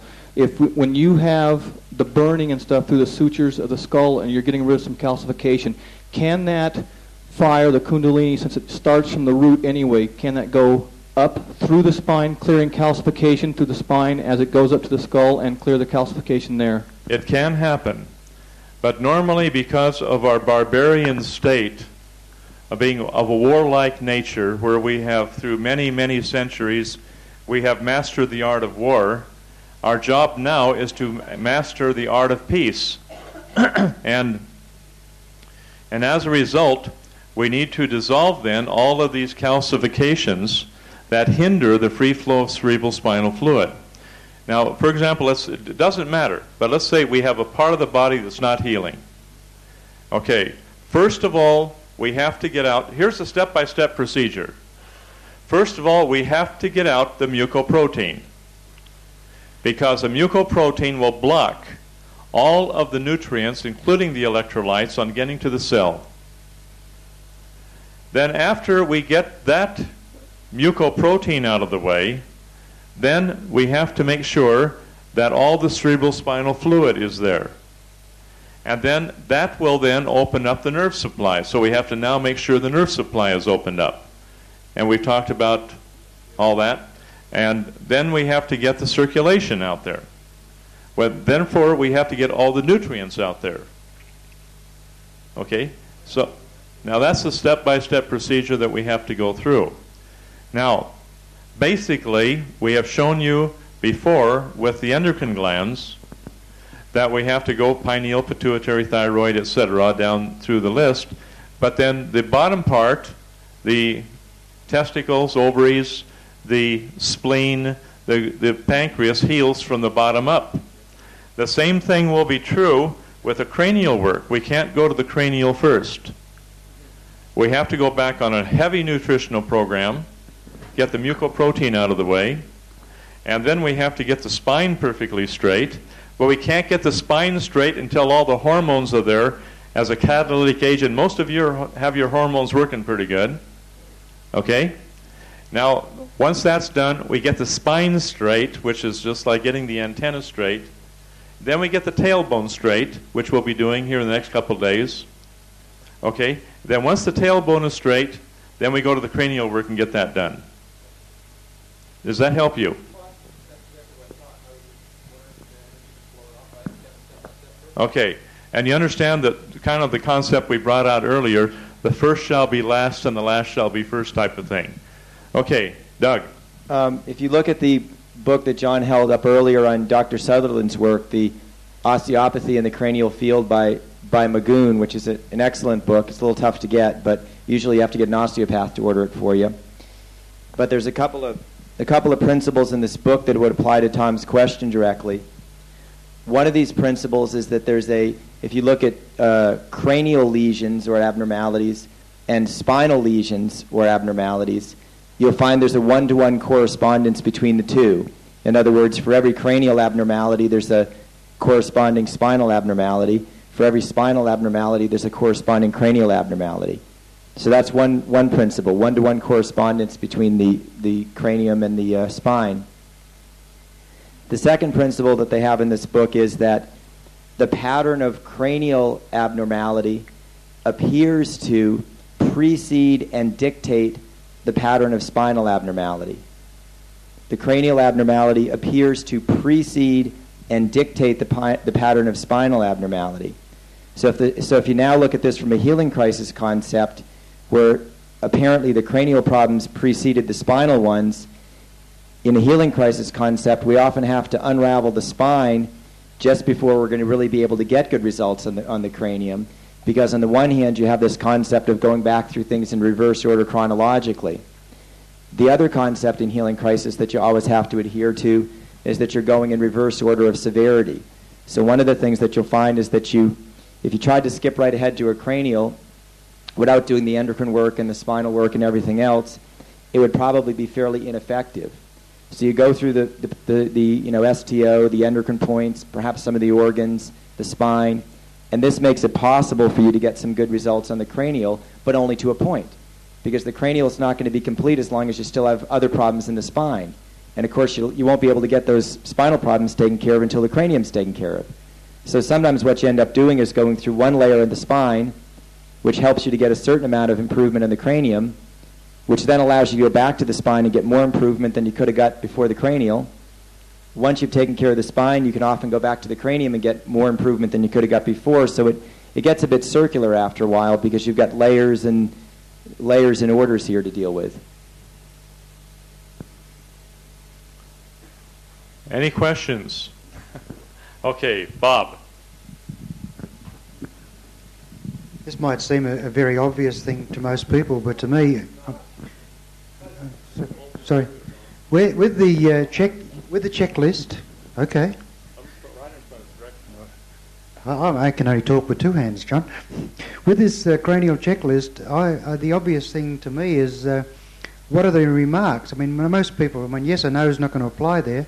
So what are you looking for, particular things on those? You find holes in the skull. You find large, like gullies, if I can use that expression, in some of the sutures. You find areas where there's a definite calcification or a lump where a person has bumped their head on a 4x2, okay? And you find these big calcifications there where a person's hit his head on a corner of a radiator type of thing, or any way that can happen. And so you find all of these little sutures, and you find out where the painful spots are.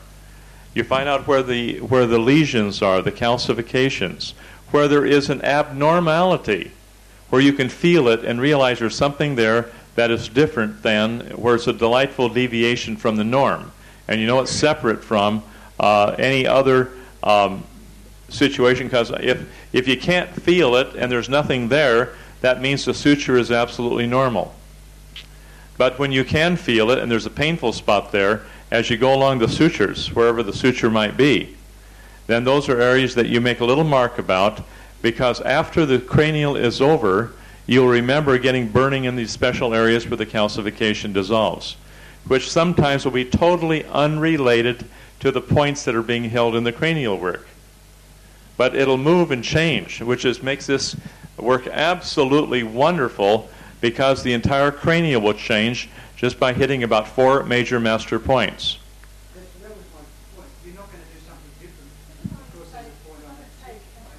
Here, Bob. The reason I was asking the question is because I couldn't imagine that you do something different during the cranial because there's something wrong with one particular suture. You're still going to do the whole cranial, surely. Yes. Thank you, sir. Any questions? Now's the time to ask them. Yes, sir, Sama. Following Bob's question, does it mean that after doing the cranial, if you had something wrong somewhere, you'll then have to go back and find that painful spot on the breast? We may have to. Okay. we may have to, because then that will be a localized area where there's been specific trauma to that particular area that cannot and will not be released until we hold that particular spot of the trauma. We've had people where, as young children, they've been brutally abused, where the father would take the kid by the ankles and swing them around and bang their head into a cabinet. And the kid survives. But when they survive, their whole head is all pooched out with a huge calcification, which freezes those sutures. Now remember, one lock or sutural lock will have a tendency to lock all of the sutures.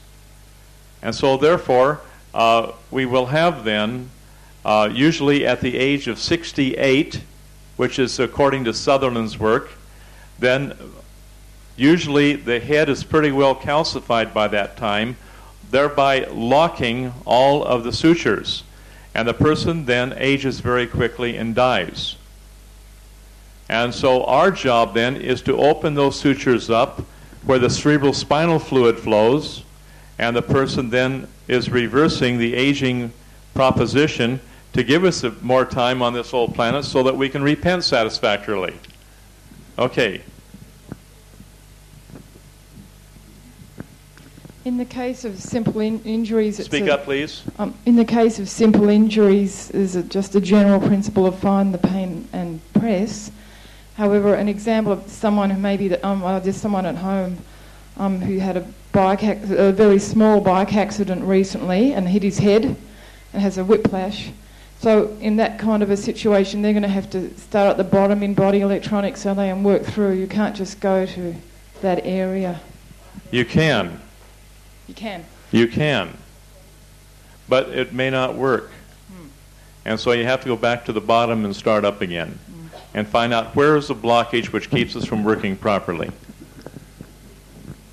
Okay, you can. Sometimes you can. Andre, would you come up here, please? And I would like to have Peter. Would you come up here, please, just for a few minutes? Hang on, Donna, please. And I'd like the two of you to just get your heads together and explain what you personally saw on the skull structures and bone structure change with Rima.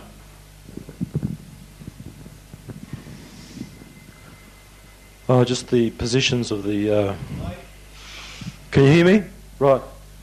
Yeah. Well, there are actual visible changes in the face itself. The frontal bones were sort of more prominent. The eyes were level, where before one eye was sort of down, one was up. The appearance of the jaws was quite different too. And there was another one that I did myself with Mary Dwen. That was quite very, very noticeable. I remember that one.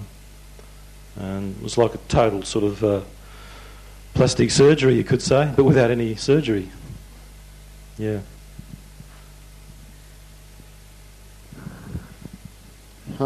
In Rena's case, we were dealing with an injury, so there was quite a lot of deformed. Though one eye was static, that means it wasn't moving. She had no control over it. The actual eating process of the jaw moving, the ideal process is the jaw moves in a grinding action from side to side, complete, and all teeth meeting. But in Rena's case, it was just an up and down movement, which was quite a lot of pain involved in that. And she did, through the program, she did get an improvement in that up and down bite. But then as the cranials were done, later on she got the side movement too. And the nose changed form. The eyes came forward and one eye was lower. That came up in the structural thing. And I think that the jaw, well, in my own case, my jaw came forward and I had to have the back teeth grind because I lost my bite completely.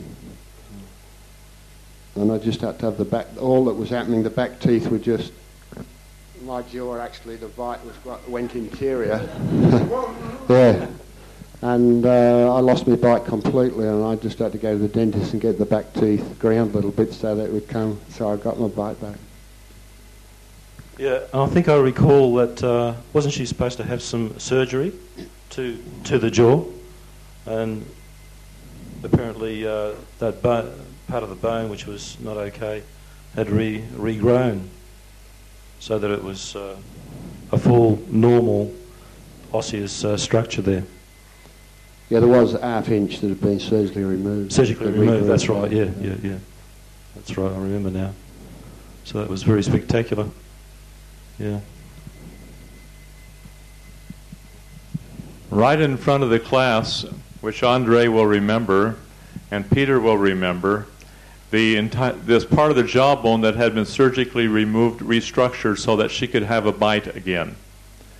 And the thing is, some of you are wondering about your own head structures and your own different surgeries and one thing or another. All of that will change. And just like the bone structure, you're not moving the structures, you're changing the energy pattern, and the bone structure goes through absolutely marvelous change. Now what we're going to do, and what we have to do here, is as we're getting ready for the point holding this afternoon, I would like to divide the group up here into several different groupings. Oh, you have something more there, sir? Well, we're learning a lot about all the technical side of it, but if it's to hold, and I don't say I'm there yet, but unconditional love has to be applied to the absolute limit here, because that's what caused the deform of the cranial in the first place through the generations. So if you wish it to hold, that's one principle that we have to apply. Okay, bottom line on that, let me just explain this one other thing which we talked about briefly yesterday. The concept of resistance. You're going to have the most terrible resistance in cranial work because it has been something that we have resisted mightily in times past. Okay? And so when the resistance comes up, don't fight the resistance. In other words, don't resist the resistance. It'll be there. And just love it. And then that just turns it and just puts it into void. And then the resistance will disappear. Then you'll have nothing but pure pain for a while. And you go into some real changes there. Now, you may have a problem with your dentures. Because if the alveolar changes, if the alveolar arch, which if that changes, then your entire denture structures may have to change also. So just please keep that in mind, and that is going to be one of the byproducts of a cranial. Donna.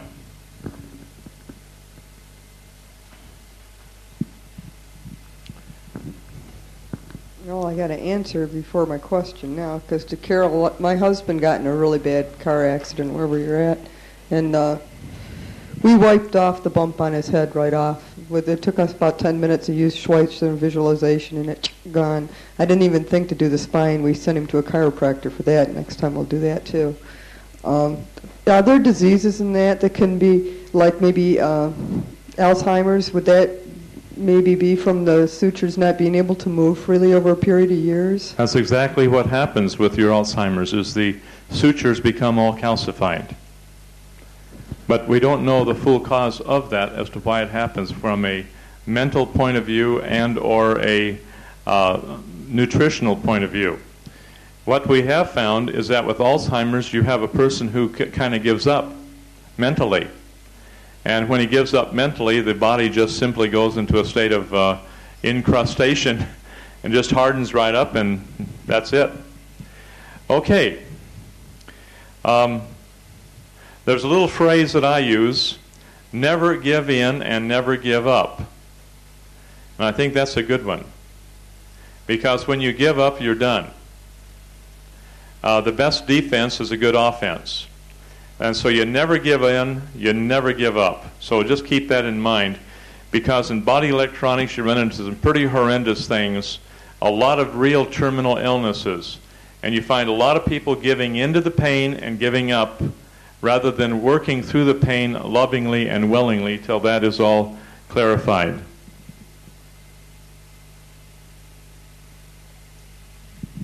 There's it's called change, which I want to share with the class. Speak real loud.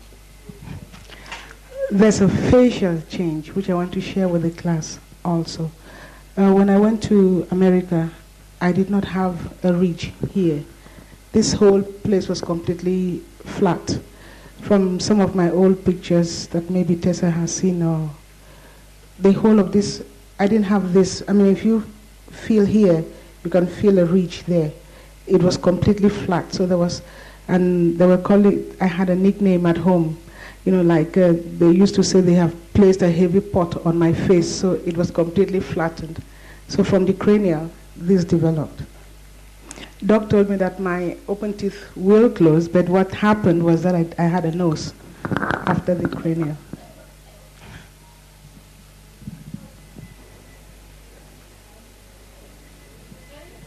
Ready.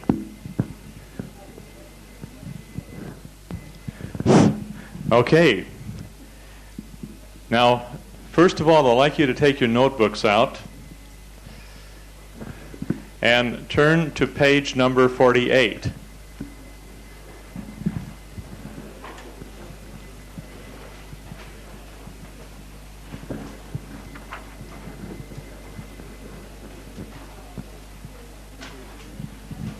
This is called the sacrum and the coccyx. Okay?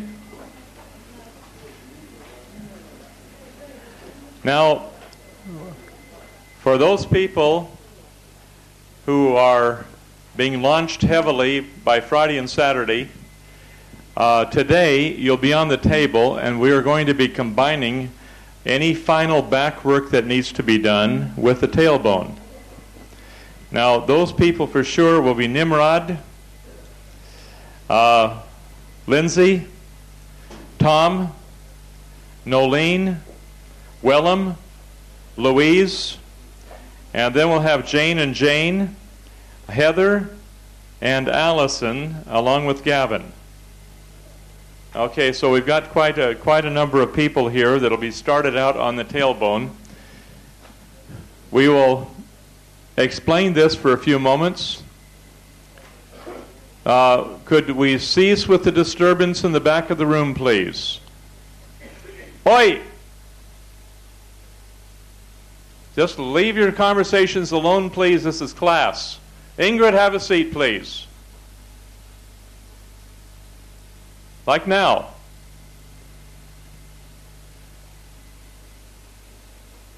Okay, if you're going to be doing tailbone work, I want you to pay attention to what we're talking about here. This is all important material.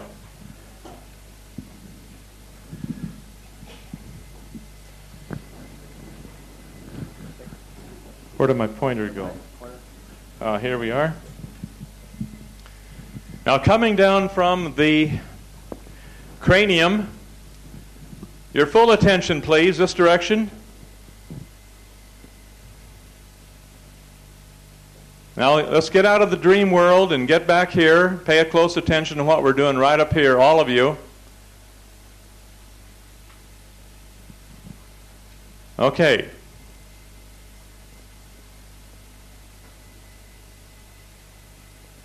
In dealing with the cranial work, the flow of cerebral spinal fluid moves from the surrounding the brain down through the spinal cord, and it comes inside of this particular bone structure all the way down into the tip of the coccyx, where you have a very small cul-de-sac where the spinal fluid flows down into this particular area. Now, you have a membrane which contains, for the greatest part, that cerebral spinal fluid, and the only place that the cerebral spinal fluid will escape the spinal cord will be through what we call the intervertebral foramen, or what we call the dorsal roots of the nervous system, where it moves out into the body from the spinal cord. Now, what you've got is a very important recognition of what we call the cranial-sacral complex, which has to do to a great degree with the primary respiratory mechanism, where if this is in any way distorted, it puts a torquing effect where you have, instead of your spinal cord, if you can see my finger, where the tailbone comes down in a nice little package like this, and if you fall on your tailbone as a kid, you know, and really bang your tailbone good, everybody's attention here, please, and that tailbone falls into this type of a thing where it's tucked up under, which is very common, okay, and it's tucked up under, that puts a tremendous amount of stress on the membrane which contains the cerebrospinal fluid, and that membrane is stretched from the tailbone going all the way up in the spine to the inside of the inside of the cranial itself. Now that puts a tremendous problem there and can cause all kinds of severe headaches. It can cause all kinds of severe distortions of cerebrospinal fluid flow and different types of manifestations of symptomology and pathology that we think it would be caused by other areas. You got that? So what we have to do is to work out a way where we get that spinal area back in position.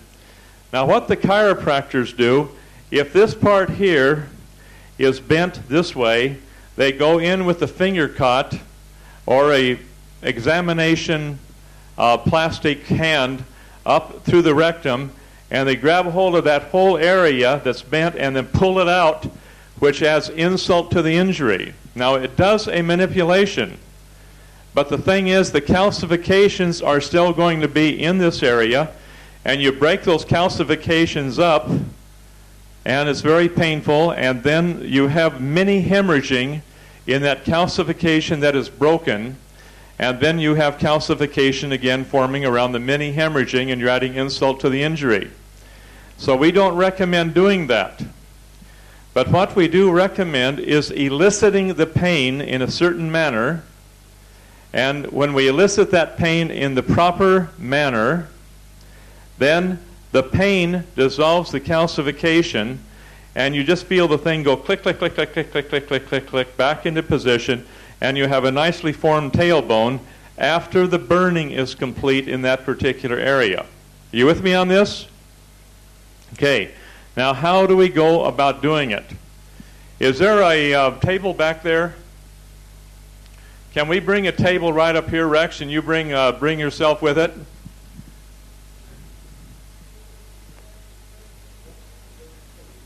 Understand exactly the position we take when we're working not only on the spine, which most all of you are fully aware of because you have had it done to you or you're doing it, but you've got to get this done properly. And even though we have a class this size, there'll be about 10% of you that won't be listening to what I'm saying, and you'll go out here and do destructive damage on the tailbone because you're not listening. Okay? Now, Rex, can I have you lay down flat on your belly?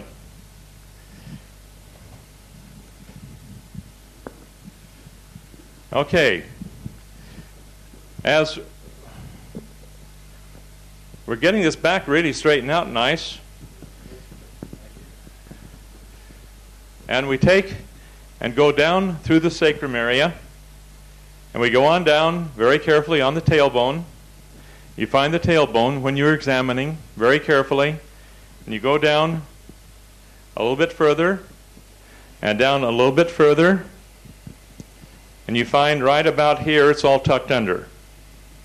And it's all down like this, and rather than being like this, which should be the proper shape of it, like you see up there, what you're having here with Rex is a tailbone that's all tucked under like this.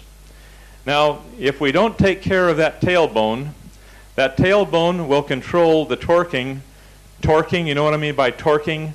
the pressure of that on that membrane that goes all the way up the spine, clear up into the cranial cavity. And if we don't get this tailbone corrected, then we will never be able to do a proper cranial. It'll keep the backbone in a state of stress.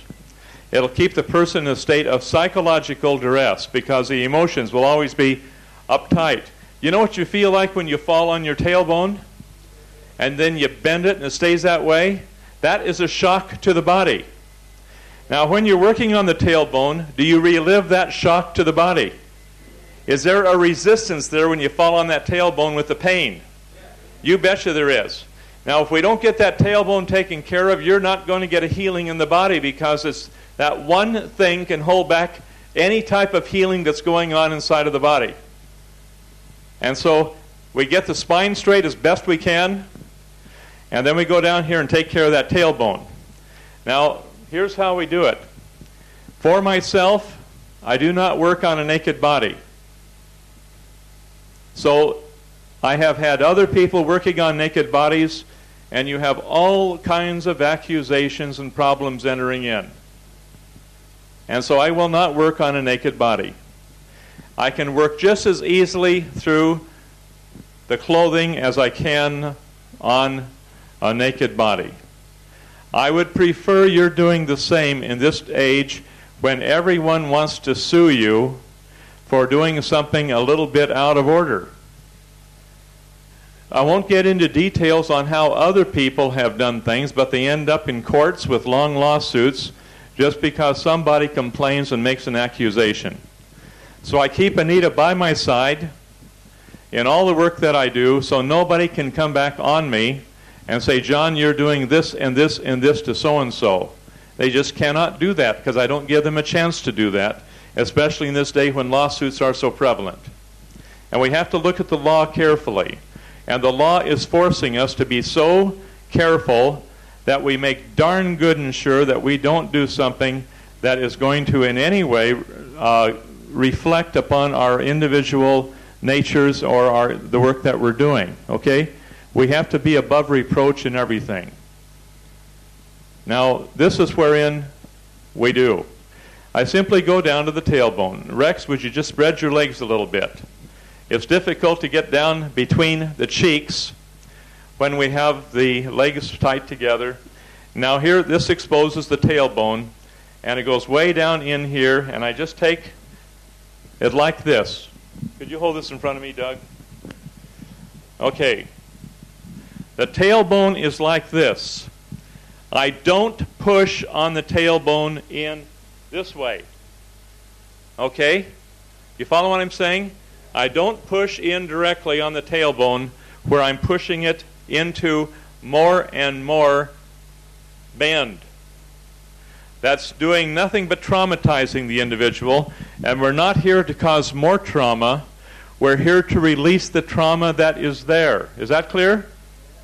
Okay, now releasing the trauma that's there is very simple. You take the tailbone where it's all tucked under.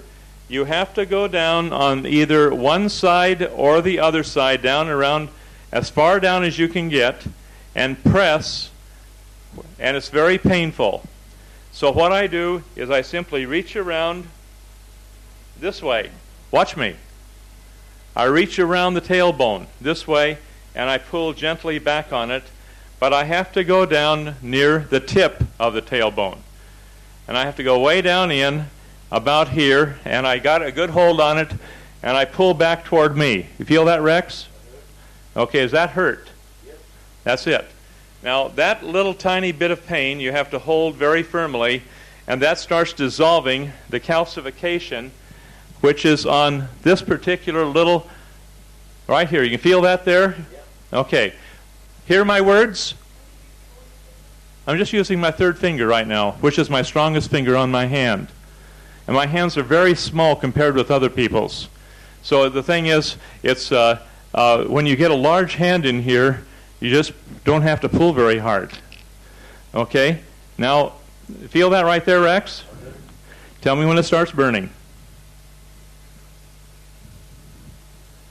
Talk to me. Yeah, burning now. That quick. And you put pressure on it to get to the burning. And you keep adding the pressure till you get the burning, and I'm pulling that. Whoa, my finger's getting hot already. And so I pull it back toward me, and I hold it there. Feel the burning, Rex? He's into it. It'll take about 5 to 10 minutes, and you feel that little tailbone go pop, pop, pop, pop, pop, pop, pop, pop, pop. I'm pulling it back this way. Yeah. But, yes. Now I can push also with my thumb. I get my thumb way down in there, and I can push the other way. Feel that, Rex? Is it burning? Burning already. And I push out that way, away from me, but I'm not pushing in this way. See my motion? I'm not pushing in toward... You follow me, Jen? Can you see me, Jenny? Okay. You can't push this way. You push toward the side.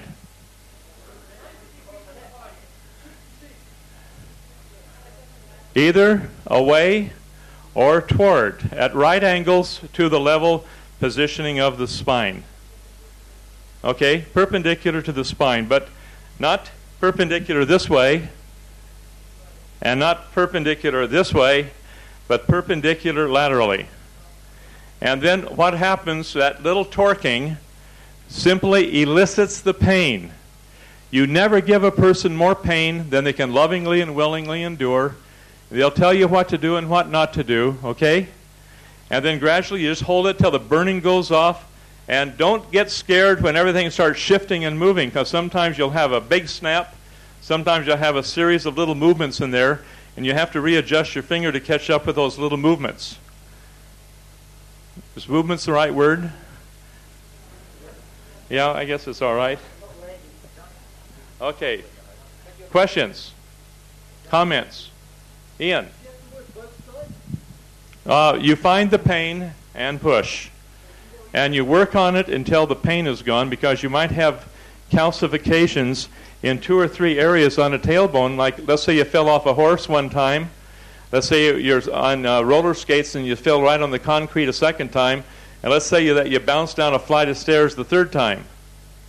And you'll actually feel bump, bump, bump, bump, bump, bump as you go down the stairs in your mind. And your body can just actually has all that trauma released in it, and you'll go back through the same pain that you had before.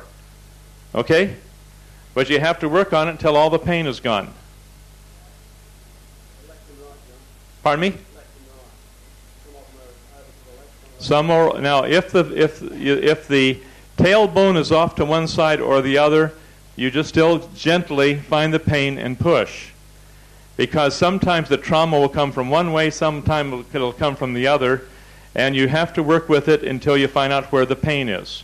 You can push with all your weight on one spot, and there'll be no pain whatsoever. And you can just touch it coming from a different angle, a little different direction, and the person's in excruciating pain. Is that clear to everybody? You got that? Okay, Rebecca, question? Pardon me? Come up here, please. If you have a question, 20 more people probably have that same question. So I want the questions out now. So if you're using your fingers, right, and you're gently pulling this way on the tailbone, right, and you have the thumb and you're pushing that way, yep, do you do one at a time, or hold one, or do them both at the same time? Do one at a time. One motion, one direction at a time. Okay, good question. Any other questions, please? Yes. So do you start at the end of the tailbone, right at the end, and then move up the tailbone on other calcifications as the pain goes off? If you can get to the end of the tailbone, sometimes you cannot. So you start where you have access and dissolve that calcification, and oftentimes the end of the tailbone will decalcify right along with the point that you're holding, which will be further up the tailbone. But if you get that tip of the tailbone exposed later, you go back down there and find out if there's any pain left, and you work at it until there's no pain left at all. Okay, other than the fact that a person will normally have a little tenderness for about 2 or 3 days afterwards. But it's just a little tenderness. You touch it and 3 seconds later it's gone. That's not the type of pain I'm talking about. Is it usually unnecessary to work from both sides then? Sometimes. But not all the time. Usually one side will be enough. If you've had 2 different falls, John, one where you're more on one side and then on the other side, you'll probably have trauma from both directions. You'll have to work on both sides. Okay, Carol.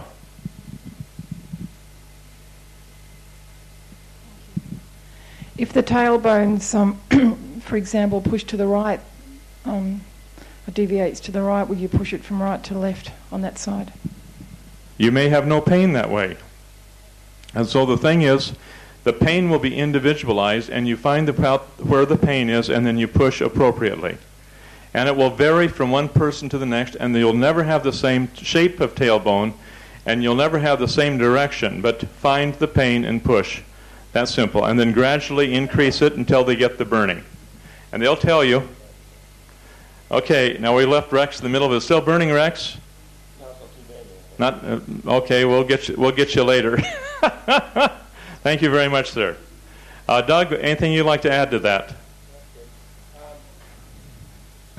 Just one thing I have noticed on the tailbones, there'll be some people whose tailbones will be pretty messed up who will have, right from the start, plenty of pain, where it'd be no problem getting a good painful spot. I've also seen the other extreme where the tailbone's very, very calcified and all sorts of problems there, and it's totally numb. And I've seen some people that have had their tailbones done as many as 4 or 5 times, and where it's quite thoroughly calcified, and they've still never gotten.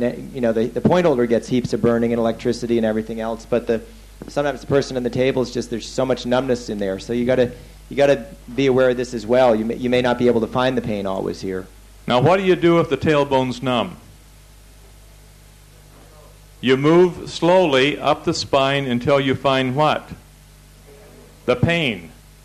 And then you take and remove by pressure all of the pain from that particular location, which will probably be either in the sacrum or in the lumbar area.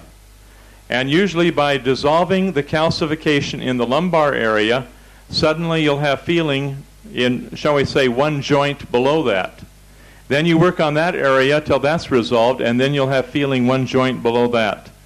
And then it goes right on down into the sacrum area. And then everything will burn beautifully. But you start up above it where the pain is, and then allow yourself to work down into it. Any question on that? Now, another thing. When you fall on your tailbone, you have the lumbar curve. The lumbar curve is just like a lower back where you have a natural curve to the lower back. Now, if that lumbar curve in the lumbar area cannot handle the stress of the fall on the tailbone, then you'll have an overflexion of the lumbar curve, and one of the vertebrae, sometimes 2 and even 3, will go anterior. And then you'll have the sway back, or what we call lordosis, and a lot of pain in the lower back, which will affect a lot of the organs in the lower back area. For a man, oftentimes the prostate and testicles area will be affected. For a woman, it'll be the ovaries and the uterus. And that's where a second, third, fourth lumbar should all be corrected and get that lower lumbar straightened out. Now, that'll have to be done. Now, we're going to get to that. We're going to start getting it today because we have a lot of point holding today and tonight. So we're going to get this. Now, if there's any lower back problems, I want you to ferret those things out and find them. Okay? And make sure that we get these points done. Now, most of you have pretty good eyeballs that I've been able to ascertain. And so most of you are going to have very good supplies of your hormones, especially if you're getting the burning. Now, there's 6 people that don't have any burning yet. We're going to try to ferret that out and find out why. What are we doing? What are we not doing? And but some of you are getting beautiful burning for the first time in your life, and we're making wonderful progress in that particular area. Now, Okay, if everybody would please have a seat. We have work to do. And one of the great weaknesses that I perceive as we are dealing with point holding and with the people in the class, one of the greatest weaknesses that I perceive is the lack of appreciation for the power of a thought pattern or the power of a thought form. Now, excuse me, where's Jonas? Jonas, I hope you can hear me. Okay, we'll go from the youngest to many of the older folk. Okay.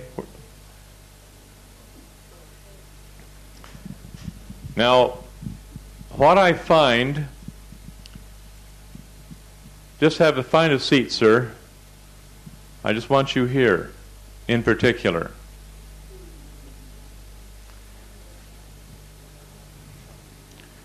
What I find is a very delicate subject to try to illustrate the power of the human mind and its immediate effect upon the surrounding environment. Many of you, for example, one thought pattern could be fear pertaining to your material possessions, like I don't have enough money. And there's this word pattern is one of the common word patterns that has been manifested here at the seminar. I don't have enough money. Do you realize that by holding that word pattern there, that you're actually manifesting the universe around you to move like with computer-like precision in a very amoral way, not looking at right or wrong or good or bad, but simply reflecting the thought that you are creating, and you are immediately creating a condition in the environment around you where you won't have enough money. This is one illustration where if you just change your thought and hold your thought there, then all of a sudden you'll have all the money that you need and more. And you'll have all the money that you need and more, and you'll never be without. You'll have money flowing in on the very day that you need it to make a payment at the bank for something that you might have to deal with. So when I encourage you to watch your thoughts, oftentimes we try to say, okay, hit people in the pocketbook, about the money situation. But look at the word patterns. And then you say, well, I don't have enough money. It's obvious I don't have enough money. But the thing is here is where you're operating on seeing as believing, rather than believing as seeing, by simply holding in your mind and letting the universe manifest for you exactly what you hold in your thought. Now, what I'm going to try to do tonight, I'm going to try to do something which I hope will be harmless to everybody and harmless to myself. But I'm going to play around with a negative thought pattern, and it's going to illustrate and manifest in my own body. And then I'm going to change the thought pattern and bring it back to a point of sanity again, where trustingly it will cancel out that negative thought pattern. And now I'm going to ask for some very keen observation, and I have a volunteer in John Sears. Now, John, what I want you to do is I want you to stand behind me. Now,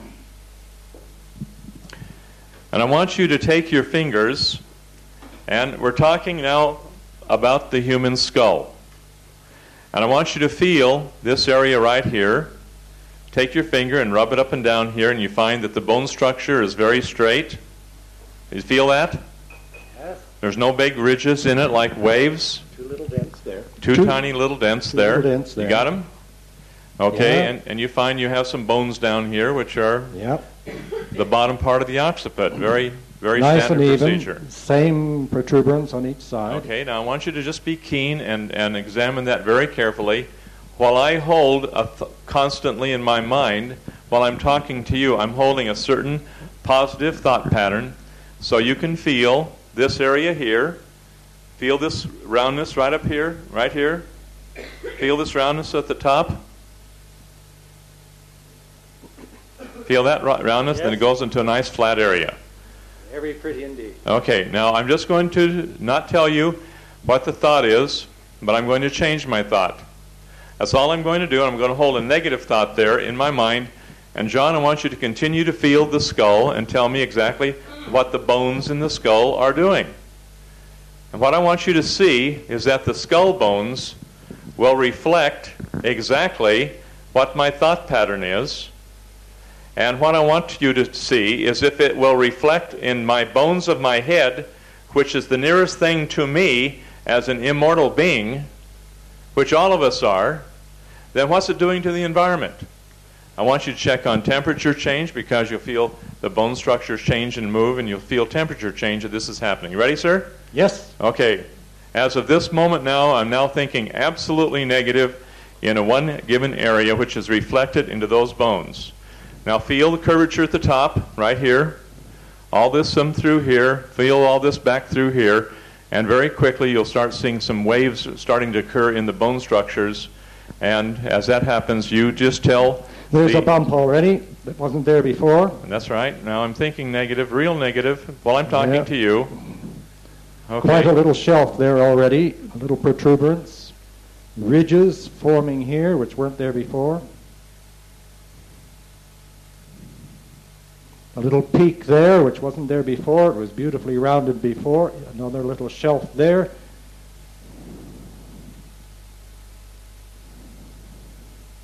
Oh, yeah, that shelf has almost disappeared, but we've... so how's that one? Now, you're not over here feeling this. Put your finger right over through here. What's this? What's happening right in this area now? The little valley that was there before has almost disappeared, and we've got a great big bump here now, a huge shelf sticking out. My God. Feel that moving? Yes. You can feel it pulsing like this. Fluctuating. As it's moving. Yeah. They're just like putty. Just like Same putty. thing on the other side. You've got one like that on the other side now. Yeah, do you feel this big wave in the bone structure right in here now? Put your finger right through here. You haven't done this. Give me your finger, and follow your finger, follows mine right through here. Yeah. Okay. Yeah. Now watch that deepen. You ready? Yes. Okay, now I'm going to think negative. Here we go. Yes. Yes. Now there's a shelf running at an angle. Formerly they were horizontal. Now it's running up at an angle and then turning round.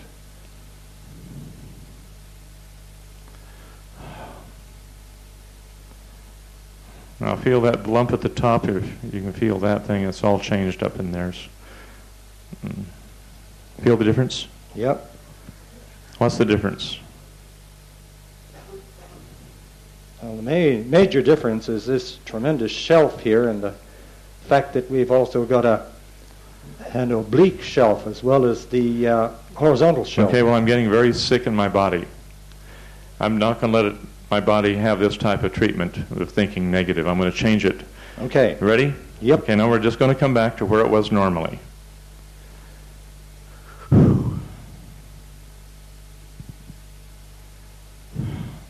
There it comes. Okay, well, these shelves are starting to reduce. That oblique one is almost gone. There it goes, yes. All right, and these big shelves here are reducing very rapidly. Half the size, especially the one on this side, is half the size it was before. Less, no, almost gone. Almost gone. How about this one? No, still there. But half the size it was. Sorry, I pulled your hair. That's all right. It feels good. And how about these little protuberances? Eh? All gone. Oh, they're all gone, yeah. Yeah, both of those protuberances are gone. Tell me when it's back to normal. Well, this side certainly is, but this side needs a little more attention yet, especially just there, eh?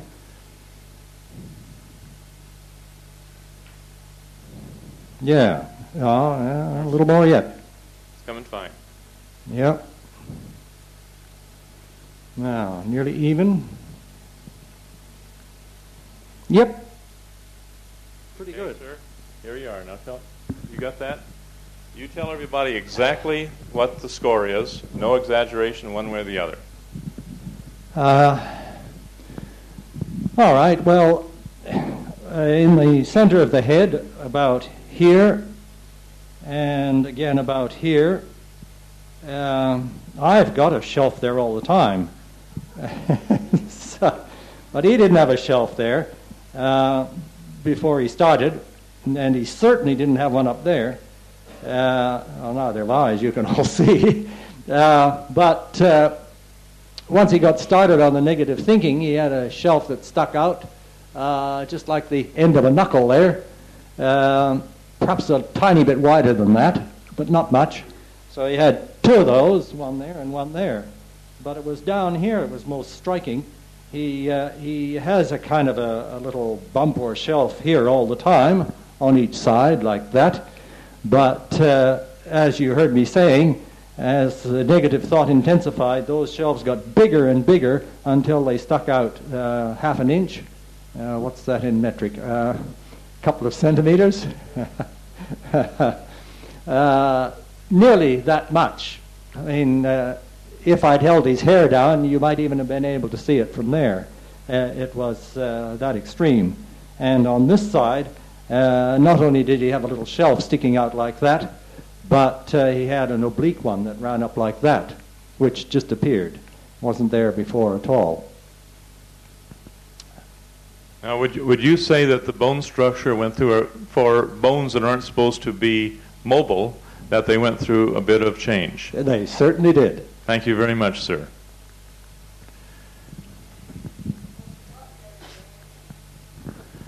Now, what I'm simply trying to do is this is extremely possible for anybody. But I find it very fearful, if I can use that expression, out of respect for thought patterns, to be indiscriminate in the thoughts that I choose to hold. And yet I see people going around being super critical of other people, being super critical of their mates, being super critical of their friends, being super critical of me, and really getting their tails in a knot to where they actually come out and say, I hate you, or I want to kill you. And I've heard that here in the seminars, in just common conversations among people where the feeling was meant. Okay, now, these are idle words, but idle words are things. And when you reach a point, you'll feel the energies that a person puts out. It's just like a knife edge, and you can feel their thinking. And their thinking is so strong that no matter what they say verbally, their thoughts take precedence to their words. And the thing is our bodies will become so sensitive that we will feel the thoughts of another individual. And many of you are in that boat already. You feel the thoughts of other people. Now, what happens is when you see these things happening, how can you tell people how quickly they're destroying themselves by the thought patterns that they hold that are absolutely ungodly? And people think that they know what they're doing with their lives, when I can observe that they don't know anything about what they're doing with their lives, but they're led simply by reaction, emotion, and absolute stupidity concerning the laws of God that they evidently know nothing about, or they wouldn't be doing what they're doing. Present company, of course, accepted. But I see this happening. And I have to warn you about this, that I mean what I'm saying to do not allow yourself to be critical of another human being, ever. And make that commitment. And no matter who you're rooming with at the present time, friend, foe, mate, mismate, whatever, allow them their privilege to do whatever they want to do, and then you govern your life accordingly to the best of your ability according to principle. Now we're getting into cranial work, and all these sutures of the head become very mobilized. And the head becomes of such a nature that it will absolutely generate and project the thought patterns that you are going to hold ever present in your mind. Thank you. Things manifest beautifully. Anyway, with this sort of a situation here, I want to warn you ahead of time that if I can simply, without even verbalizing one word, change a thought pattern in my mind and have my head structure changing, which was evidenced here and witnessed by John Sears. Is that correct, John? What am I doing to the environment around me, sir? Pardon me? What's that? She said you about sucked them right in from the back. She's saying she could feel it back there. You could feel it back there. Okay, you can feel it. Now, all I was thinking was one word pattern. I'll tell you what it is now. I don't know what I'm doing. Have I heard anybody say that in this room? I don't know what to do with my life. I don't know what to do. I don't know what I'm doing. And I held that word pattern, I don't know what to do. I don't know what to do, and all my head structure changed. Will the environment manifest exactly everything it needs for that one word pattern, I don't know what to do? Sure it will. And it'll create situations where I won't know what to do. But the truth of the matter is I know exactly what to do with my life. I know exactly how to conduct my life. I know exactly what to think, and I know exactly how to conduct myself. I don't have any doubt about that whatsoever. And therefore, what am I manifesting? The whole negativity, nonsense. The whole universe will start ordering itself to where I will always know exactly what to do, where there's no confusion and no disorder. And when I did that and held that thought pattern, I know exactly what to do. Then, John, what happened, sir? To the bone structures. They changed back to where they were initially. Is that correct? Okay, and this is exactly what it is. Now, the thing is, this is a nice little parlor trick. But I have respect for thoughts. And I don't want to mess around by holding thoughts and then manifesting or unmanifesting things. We do enough manifesting and unmanifesting in this room with the dissolution of scar tissue and the dissolution of calcifications. If that's not unmanifesting, I don't know what's unmanifesting. You have a big calcified lump in your back, you put your thumb on it, you experience a lot of burning pain, and then that calcification goes. Hey, who's being the magician here? All you're doing is following laws, you're getting the results of it. A lot of people will say, well, where did the calcification go? It manifested and transmuted. That's all you really need to know. But again, the bottom line is that you re-experienced on the mental level the thought, feeling, and spoken word, which is the only activity behind creation. Now, when you're out there wallowing in self-pity by saying, I hurt, I am in pain, and that pain just will not go away, what are you manifesting? The pain will simply not go away. So what kind of a thought pattern will you create? The thought pattern of love. And then what happens when you hold that love long enough, lovingly and willingly enduring all things? What happens to the resistance? It disappears, and then what happens? The cause of the pain will disappear and go right into disillusion, which we'll call the void. And the source of the pain will be gone, because you're not creating it and focusing on it with your resistance.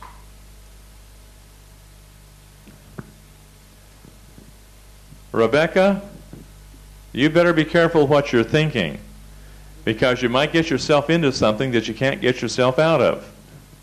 Be careful on your thoughts, and because you might have to call somebody in the middle of the night and say, hey, I can't get out of this one, because we haven't had the cranial yet.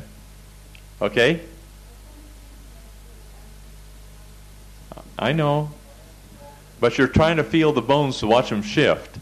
And sometimes your cranial isn't complete yet, and the bone structures are not mobilized yet, and you get yourself in a situation where the sutures in your head are still very much there, and all of a sudden you can't change your thinking, and you're out in left field, and you don't know how to get back. Just be careful on that.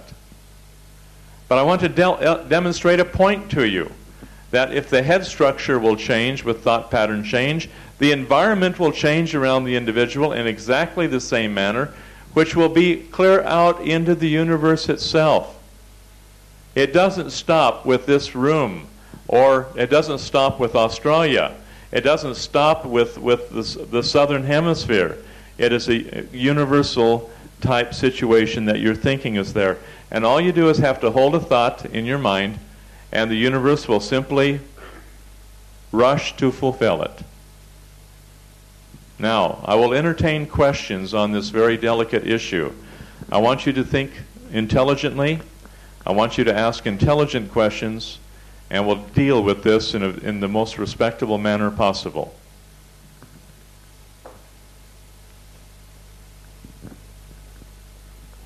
I understand the principles of... Oh, you want me to stand up? All right. I understand the principles of what you're talking about. What happens when you, being as human as we are, we wander around and we get negative thoughts all the time, just from all sorts of situations? How do we cancel that? And well, let's say if we have a thought concerning relationships, for example, which is I don't know how to handle myself. Does that sound resonate?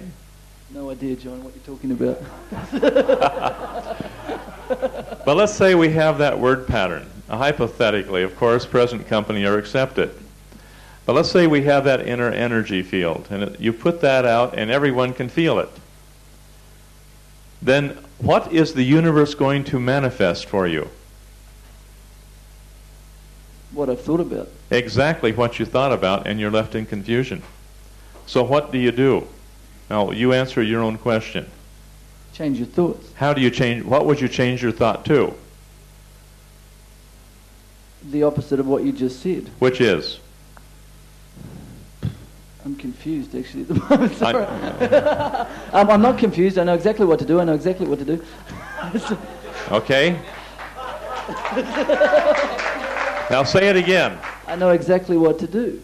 Okay, now whether he knows at this moment exactly what to do, what will the universe provide for him if he holds that continually in his mind? He'll know exactly what to do. There'll be no question whatsoever. You got that? So you're believing, and then you will see the outer manifestation of that thought pattern of what you see. You got the idea? I understand the idea of that, like I have a problem and I say, I don't know what to do, and then I say, I do know what to do. But what about everyday things like I'm walking along and I stub my toe, or someone pushes me and I go, what are you doing? And I have a quick thought, because those thoughts are more day-to-day, moment-to-moment, as opposed to the big issue, you know? But if you are thinking, as you're walking along, that I know exactly what to do with my life and everything is perfect divine order, then you're not going to be stubbing your toe. Good point. See? You're not going to draw those things into your life. Now, Saint Germain asked his teacher, when am I going to make my ascension? And his teacher said, you did it 15 years ago. Well, and he couldn't understand why. It's because everything that Saint Germain did was based on holding ever present in his mind principles that he increased the vibratory rate of his body to where the earth could no longer hold him and he could manifest however he chose to manifest. So we could use that as an affirmation through our day-to-day life constantly, right? Sure. Let's take one very simple one. Everyone have a seat for just a moment. Me too. Have a seat. Oh, shit. Okay. Now, while you're holding conversations back and forth, I'm dead. He's got a good one in here, manifesting perfectly. Now, but the word pattern is, for example, I am one, excuse me, I am one with the Father. I am one with God. And I am one with God. Now you might say, well, that is absolutely fallacious because I'm not one with God. No, but that is an affirmation, isn't it? I am one with the Father. Now you hold your body perfectly still and just make that affirmation. I am one with the Father. And a lot of you have now had some very powerful point holding. Hold your body perfectly symmetrical. Hold your body perfectly symmetrical. Both feet flat on the floor, perfectly symmetrical. And just think for a moment, without saying a word. You don't have to say a word. Just know and believe with affirmation, with desire, and with intent. I am one with the Father, which means that you'll make no mistakes. Everything will be perfect divine order that you think and that you do, and everything will be following the path of harmlessness. Everything will be following the path of non-resistance, and you'll simply be one with the Father. Oh, can you feel that? What's happening in the room? What do you feel? Burning and vibration. Just the word pattern. I am one with the Father. This is an affirmation. It's one of many affirmations you can use, but one of the most powerful ones. Just I am one with the Father. Now just keep thinking it. You don't have to close your eyes. You can keep your mind open. You can keep your powers of observation intact. You can see everything that's going on around you and feel everything that's going on around you, yet holding that thought present, ever present, no matter where you go, no matter what you do, I am one with the Father. Because you are not linear in your thinking anymore, you're hologrammic. You can think many thoughts and be what we call everywhere, every when. And you can know exactly what you have to know to follow through with whatever you have to do. That is your business to do, because you are one with the Father. Just feel it. And feel that power and energy surging with you, because it's not power for self-aggrandizement. It's a power that's unlimited in its potential, because you are one with the Father. It's the most powerful force in the universe. Has far more power and force than any astral consideration or black magic. Because that's nothing more than what we might call little paper tigers. Because these people have no power. When you are one with God, you have all power. You feel the energy coursing through your veins? You feel the energy going through there? Now, the whole universe now is responding to that same energy. And everyone in the universe will suddenly realize here is somebody who is a self-realized God who understands that they are now one with the Father. The Father and I are one, however you want to look at it. I am one with God. Now when you hold that there, all of a sudden you'll be doing what perfect people do. You're no longer imperfect in what you're doing. Everything that you do will be perfect. Every word that you say will be perfect. It'll be appropriate in the now. You're observing everything appropriately in the now, and then you'll be acting appropriately in the now to do that which is necessary to have order and direction in your life. And there will be no mistakes, because how can there be mistakes if you're fully aware of what you're doing? And you don't leave yourself open for confusions. Only if you forget the simple law that you are always, continually, one with the Father.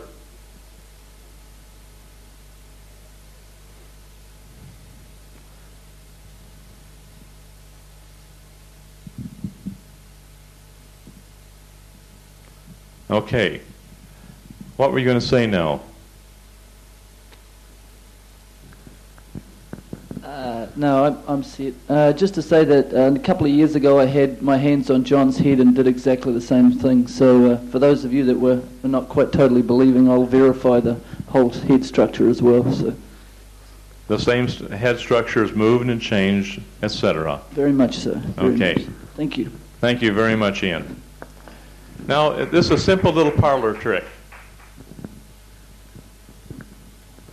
But it's not a simple little parlor trick. It's an example of the power that a person can hold because the person is molding the basic elements of the universe around a thought pattern. Now another word pattern. Sit down, just for a minute. Another word pattern that I hear quite often. I'm not good enough. Hold it. Look at that word pattern and see what the universe is going to feed up for you.